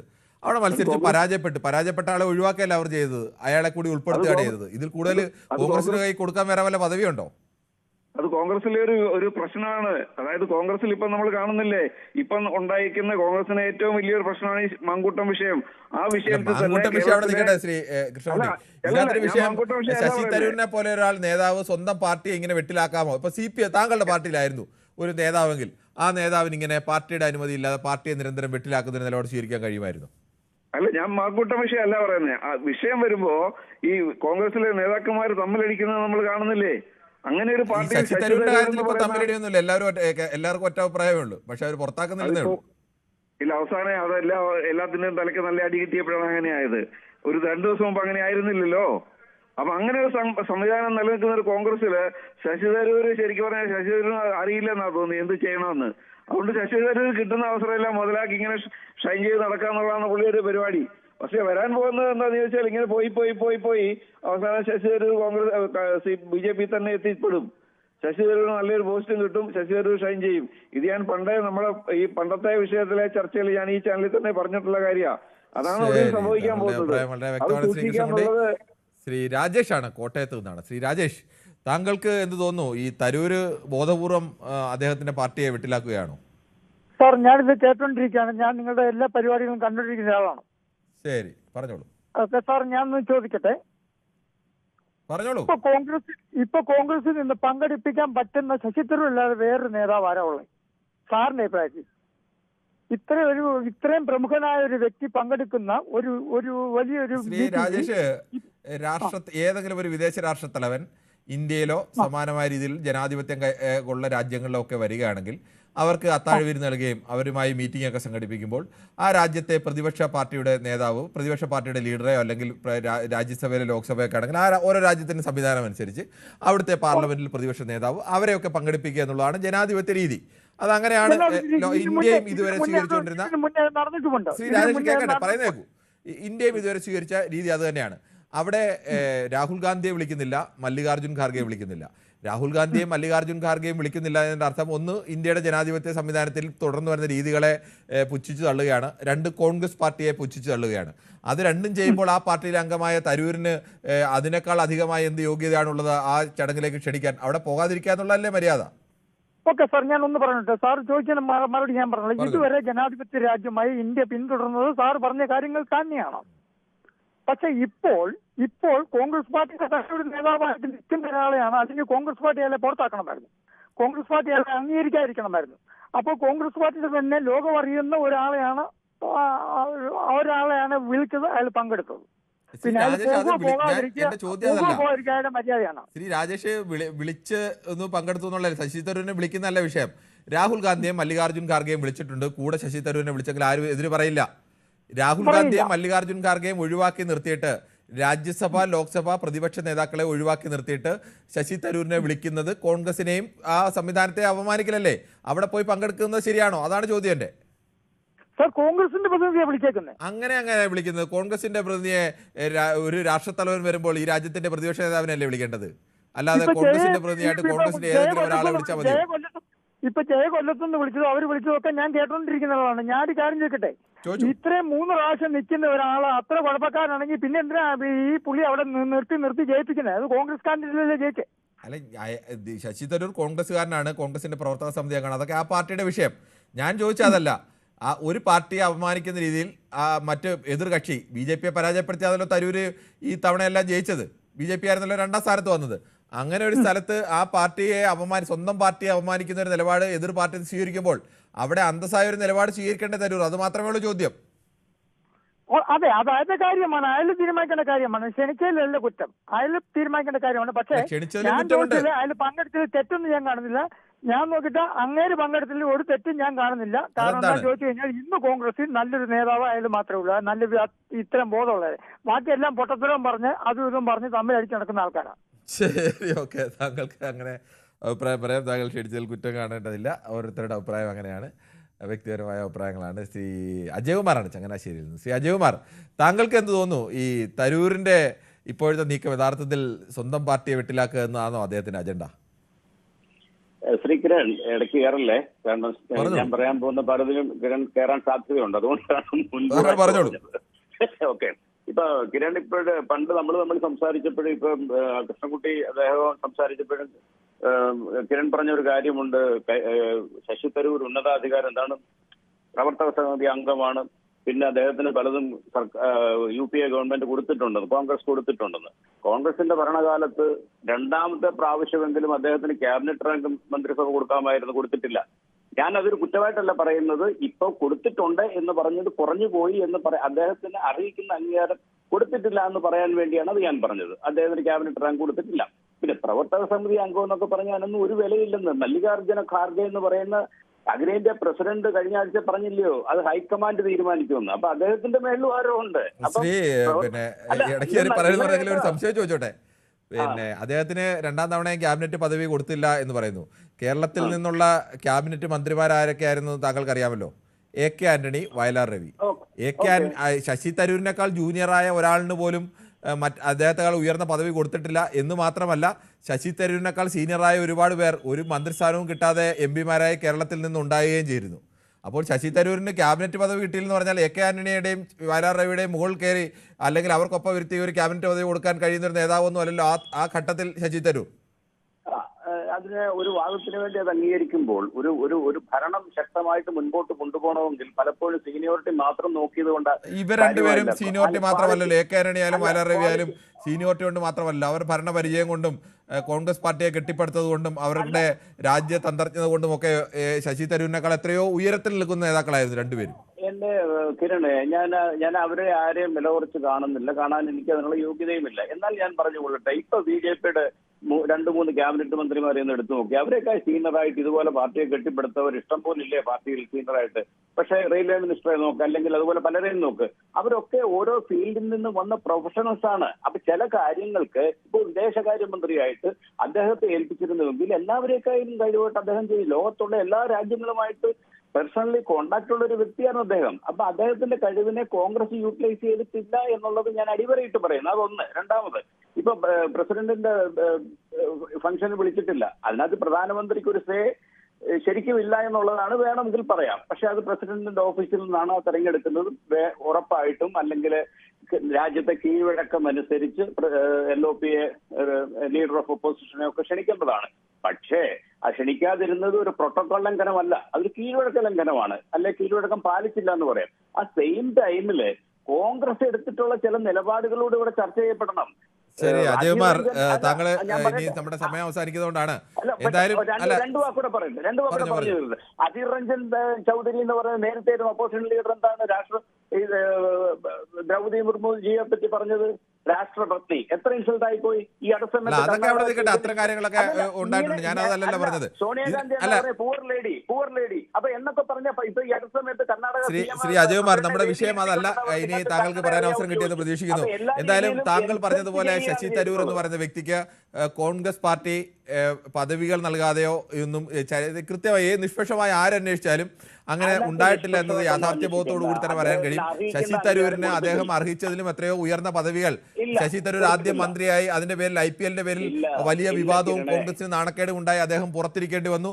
വീണ്ടും അദ്ദേഹത്തെ അവിടെ തന്നെ മന്ത്രിയാക്കുന്നു. അദ്ദേഹത്തെക്കാൾ സീനിയോറിറ്റിയുള്ള, അദ്ദേഹത്തെക്കാൾ കാര്യപ്രാപ്തിയുള്ളവർ തന്നെയായിരുന്നു അന്ന്. SM കൃഷ്ണനെ പോലെയും സൽമാൻ ഖുർഷിദിനെ പോലെയുള്ള ആളുകളായിരുന്നു അന്ന് വിദേശകാര്യമന്ത്രിമാരായിരുന്നത്. എന്തായാലും അവരുടെ അത്ര പരിജ്ഞാനമൊന്നും ഉള്ള ആളല്ലല്ലോ തരൂർ. അതുകൊണ്ട് അദ്ദേഹത്തിന് കിട്ടിയില്ല എന്ന് പറഞ്ഞതിൽ യാതൊരു വസ്തുതാപരമായി യാതൊരു നിലനിൽപ്പില്ല. അതിനപ്പുറം ആർക്ക് വേണമെങ്കിലും നൽകാം, അതിൽ കുഴപ്പമില്ല. എന്തായാലും നമുക്ക് ചർച്ച അവസാനിപ്പിക്കാൻ സമയമായി. മഹാഭൂരിപക്ഷം പ്രേക്ഷകരുടെ ഭാഗത്തു നിന്നും ഉണ്ടായത് തരൂരിനെ പോലെ ഒരാൾ ഈ തരത്തിൽ BJPയുടെ കെണിയിൽ വീണ് കോൺഗ്രസിൻ്റെ സ്വന്തം പാർട്ടിക്കെതിരായ നിലപാട് സ്വീകരിക്കരുതെന്ന് പറഞ്ഞവരും അതോടൊപ്പം തന്നെ ഈ തരൂരിനെ ഇനി എന്തിനാണ് ഇങ്ങനെ കോൺഗ്രസ് വെച്ചുകൊണ്ട് പോകുന്നത്, തരൂരിനെ പുറത്താക്കാനുള്ള ആർജവം ആ പാർട്ടി കാണിക്കണം എന്ന് പറഞ്ഞവരും, അതല്ല തരൂർ ചുരുക്കം ജില്ലാണെങ്കിലും പറഞ്ഞത് തരൂർ ഇതിനെല്ലാം ധാരണയുള്ള ആളാണ്, അറിവുള്ള ആളാണ്, അദ്ദേഹത്തെ ക്ഷണിച്ചതിലും പോയതിലും ഒന്നും തെറ്റില്ല എന്ന് പറഞ്ഞവരും, ഏറ്റവും ഒടുവിൽ അജയ്കുമാറും ചിലരുമൊക്കെ പറഞ്ഞതുപോലെ തരൂരിന് വേണ്ട പരിഗണന കോൺഗ്രസ് പാർട്ടി നൽകിയില്ല എന്ന് പരാതി ഉന്നയിച്ച ആളുകളും ഒക്കെയുണ്ട്. എന്തായാലും സ്വാഭാവികമായും ഇത്തരം വിഷയത്തിലൊക്കെ വളരെ വ്യത്യസ്തമായ അഭിപ്രായ പ്രകടനങ്ങളാണ് ഉണ്ടാകുന്നത്. നാളെയും ഇതേ സമയം ന്യൂസ് 18 പൊതുവേദി മറ്റൊരു വിഷയവുമായി.